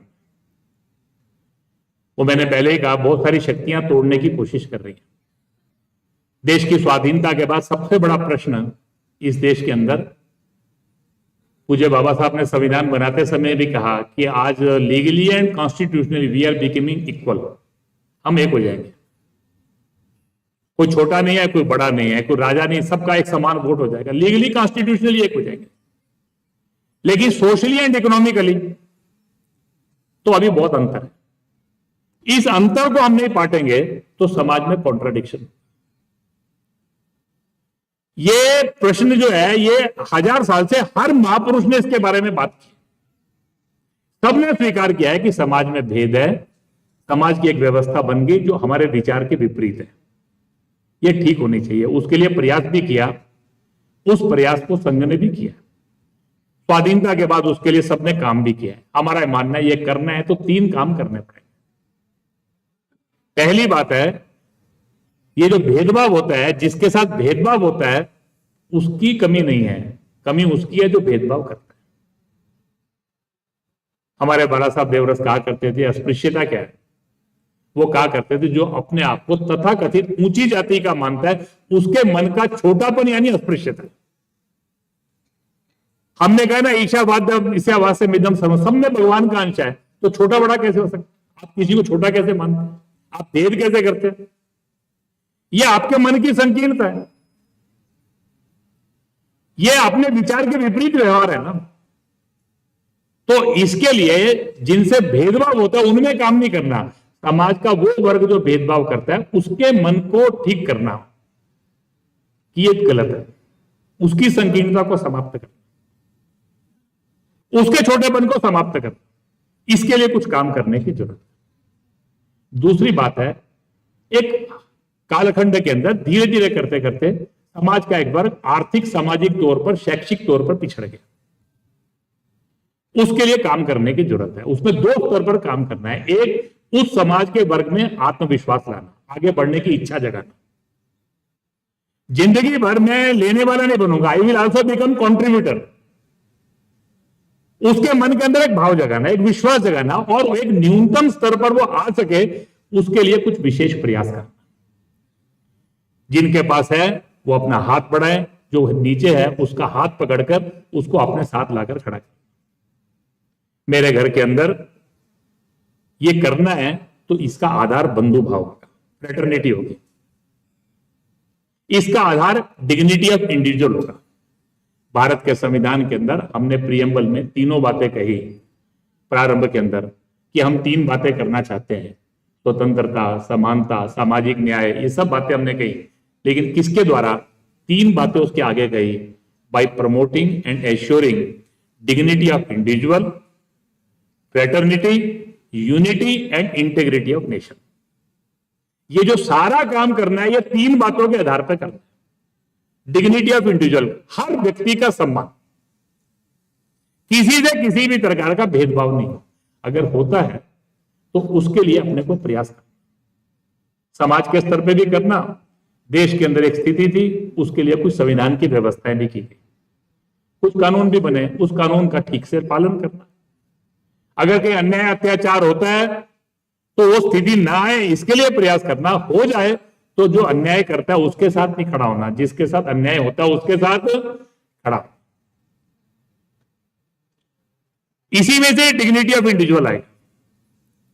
लेकिन समरसता जो है, सोशल हार्मनी जो है, सोशल जस्टिस बिना हार्मनी भी नहीं होगा, और हार्मनी का आधार बंधुता है, फ्रेटर्निटी है।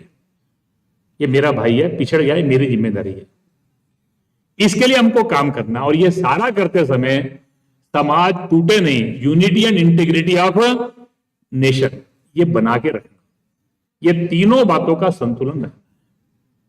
मुझे लगता है कि 75 वर्ष में काफी चीजें हमने की हैं, कुछ करनी बाकी भी है। और दूसरा, ये जब इस प्रकार के यूजीसी जैसे बातें सब आती हैं, मुझे लगता है कि उस समय थोड़ा बारीकी में जाना।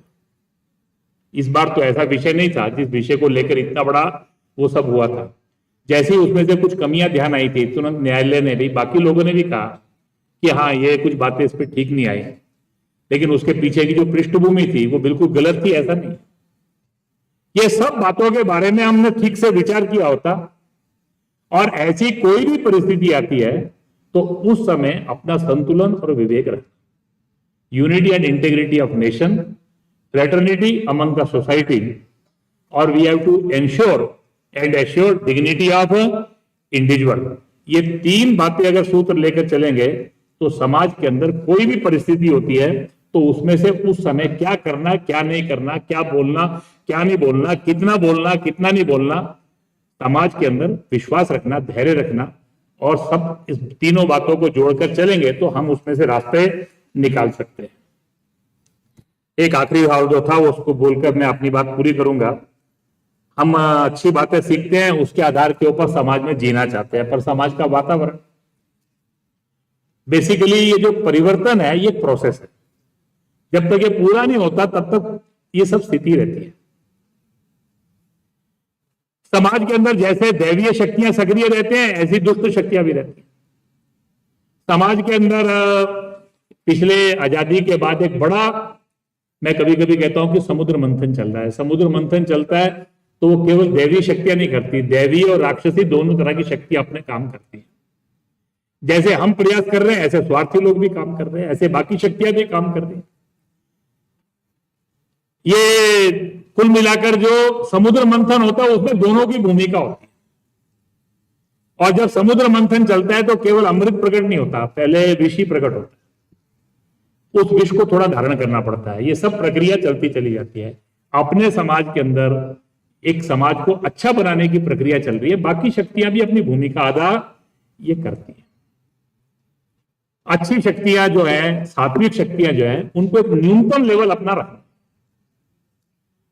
कुछ बातें अपने जीवन में पक्की रखना, उस पर कभी कंप्रोमाइज नहीं, फिर उसके लिए कीमत देनी पड़े तो उसके लिए भी तैयार रहना। थोड़ा कीमत देंगे, जिंदगी में एक आनंद रहेगा, जिस बात को लेकर चले उसके ऊपर पक्के रहे। समझौता कर लेंगे तो कुछ होगा नहीं सारे में से। और धीरे धीरे करके अपने जैसे लोगों की संख्या बढ़ती चली गई। जब तक एक ऑप्टिमम लेवल पर वो नहीं आ जाएगा तब तक परिवर्तन आने वाला नहीं। ये परिवर्तन का प्रोसेस हमारे दत्तोपंत जी कहा करते थे, वो कहते थे साइंस के प्रिंसिपल ऑफ टाइट्रेशन की तरह है, टाइट्रेंट एंड रिजोल्यूट। आप एक एक बूंद मिलाते चलते हैं, एक लेवल ऐसा आता है कि एक ऑप्टिमम लेवल पर आते ही वो दोनों जो टाइट्रेंट और रिजोल्यूट होते हैं, उनका कलर भी, उनका टेस्ट भी, उनका कैरेक्टर भी, सब कुछ बदल जाता है। उस लेवल तक आना पड़ता है। ऐसे ही समाज के अंदर एक निश्चित प्रमाण तक जब तक लोग नहीं पहुंचते तब तक ये समाज का चित्र बदलने वाला नहीं है, तब तक ये कॉन्ट्राडिक्शन रहेगा। आवश्यकता यह है, ये जो बूंद बूंद बूंद बूंद जो टाइट्रेंट है, ये बढ़ाते बढ़ाते इसको एक ऑप्टिमम लेवल लेकर आना।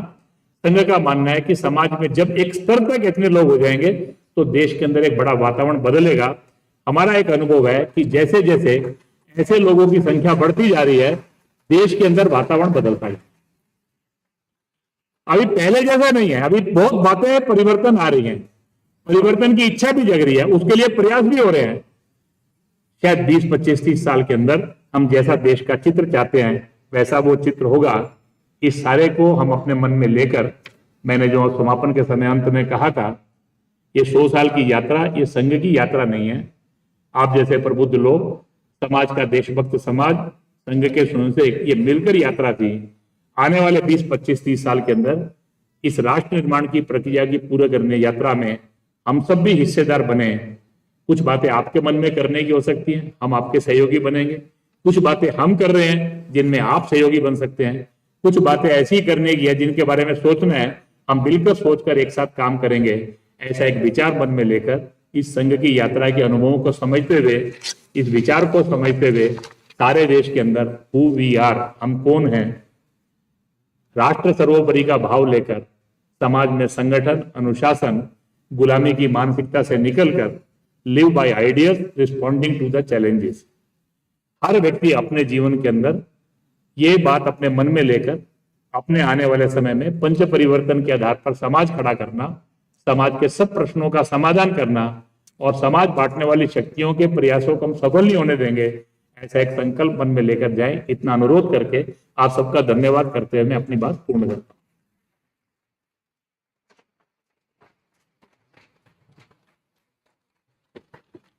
युवा कुंभ के अवसर पर एम्स परिवार ने वेदांत और विज्ञान पर आधारित कई प्रतियोगिताएं कराई थी, जिनमें युवाओं ने बहुत बढ़ चढ़कर हिस्सा लिया।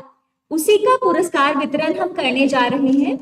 उसके बाद वंदे मातरम के साथ कार्यक्रम की समाप्ति होगी। पहली कैटेगरी जो है कंपटीशन की, वो था डिबेट, जिसका टॉपिक था ancient medicine as a boom for strengthening health care in Bharat. इनमें जो विजेता है, first prize Shivani Sati, second Nikita and Manish, third Heena. मैं आदरणीय अतिथिगण से अनुरोध करती हूँ कि वे कृपया आगे आकर विजेताओं को पुरस्कृत करें। नेक्स्ट कैटेगरी है क्विज, जिसका टॉपिक था ancient and modern science, Vedanta और विज्ञान। First prize Tanay and Samay, second prize Sakshi and Nikita, third prize Neha and Kalpana.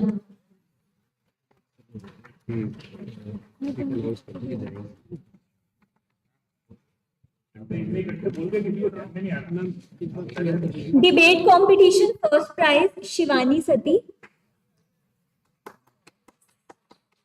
Second Nikita and Manish, third Hina.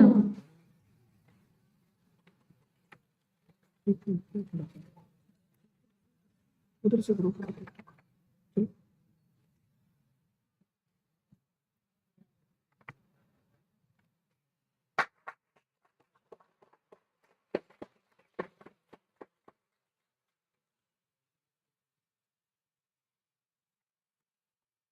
Nikita and Manish, Manisha नहीं, Nikita and Manish second prize. Second prize. हाँ, third prize Hina.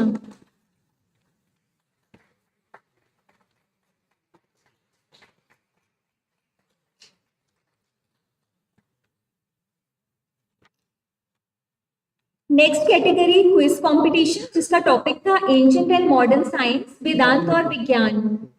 First prize Tanay and समय।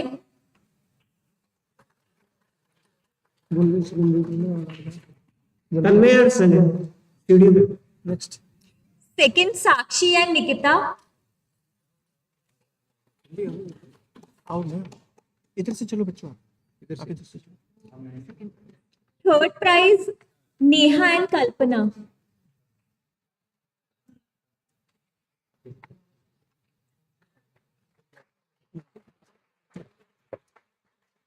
Next.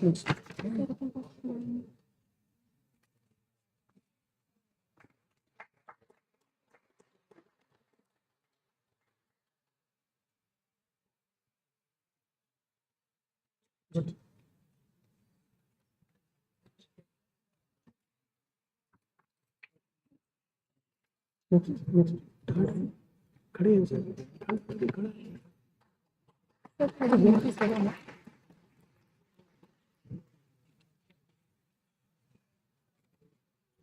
Third Neha and Kalpana. Neha, Kalpana. हमारी next category है ऐसे writing, जिसका topic था role of youth in विकसित Bharat. First prize Deepak Kochar, second Vijender, third Anjali Devgan. Anjali है नहीं। इसके बाद वाला क्या इवेंट का बताओ। Next Deepak. Next event rangoli competition, जिसका टॉपिक था diversity in unity. First prize Vishal, second Sudha, third Meena, Kanchan and Deepali. Anjali.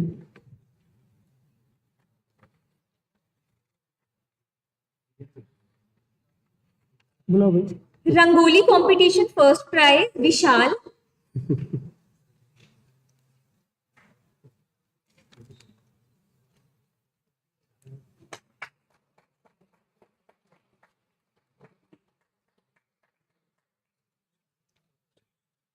Second Shubha, Vishal आ गया। First prize Vishal, second Sudha. Sudha. Third Meena. Third prize Meena, Kanchan and Deepali.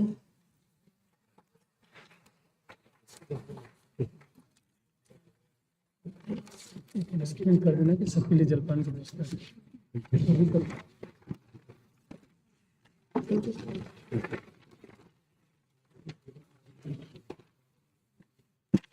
Cultural programme, सभी बच्चे कल्चरल प्रोग्राम सांस्कृतिक कार्यक्रम में जो बच्चे ने पार्टिसिपेट किया था कृपया करके आ जाए।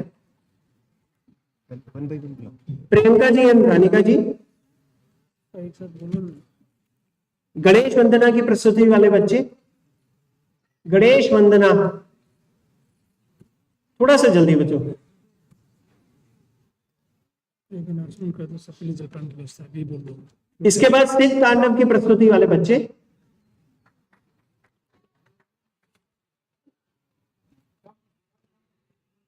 शिव पंचाक्षर की प्रस्तुति वाले,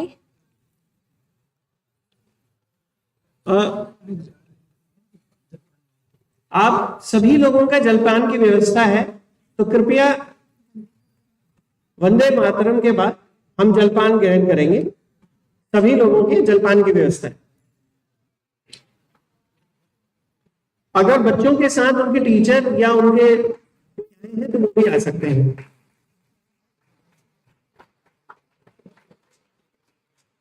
मैं श्री डॉक्टर वेद प्रकाश टंडन, जो चेयरमैन है Kamal model Vandana international and Trinity group Gurugram के, प्रेसिडेंट इंटरनेशनल रामलीला महोत्सव एसोसिएशन का, उनका भी स्वागत करता हूं। CA doctor R.A. किला जी भी है, president Rajasthan foundation Delhi chapter government of Rajasthan, उनका भी स्वागत करता हूँ। ये हमारे को कई कार्यक्रमों में, सांस्कृतिक कार्यक्रमों में बहुत ज्यादा मदद करते हैं, आप दोनों ही, मैं उनका आभार व्यक्त करता हूँ।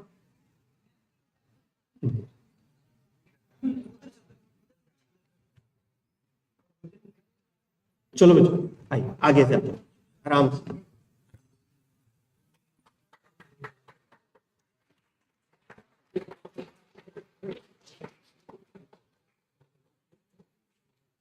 आ जाइए सारा ग्रुप एक साथ पहले फोटो खिंचा लेगा और फिर हम गिफ्ट और सर्टिफिकेट इकट्ठे दे देंगे बच्चों।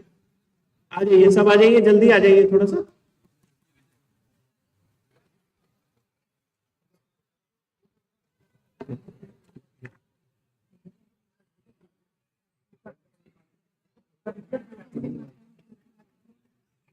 नहीं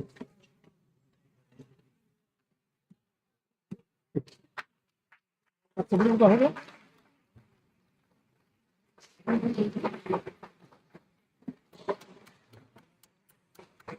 कुमार जी प्राइज लेके आएंगे।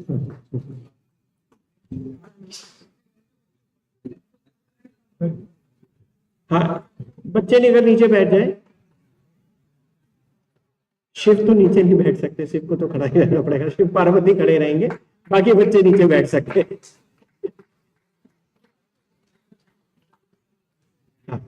धन्यवाद की कड़ी में मैं श्याम प्रभु मुस्कान जी का बहुत बहुत धन्यवाद देता हूं, क्योंकि क्लब भजन क्लब के द्वारा की गई थी।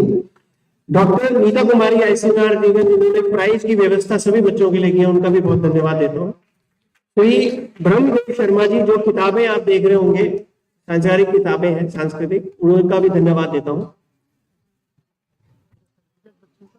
बच्चों आपका सर्टिफिकेट्स भी है, वो आप बाद में कलेक्ट कर सकते हैं, हम आपको दे देंगे।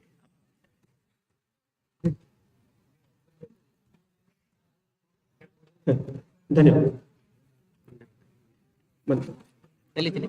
मैं सभी से अनुरोध करती हूँ कि कृपया वंदे मातरम के लिए अपने अपने स्थान पर खड़े हो जाएं।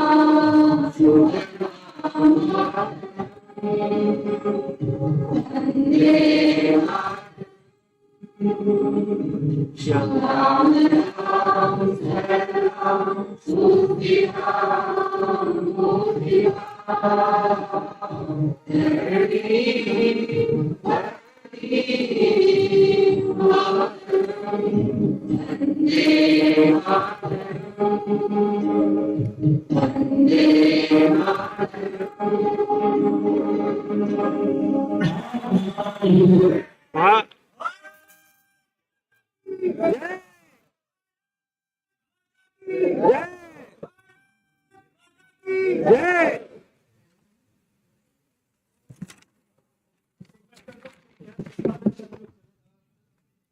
मल्टीपर्पज हॉल में जलपान की व्यवस्था है, कृपया करके आप सब उसको ग्रहण करते रहे।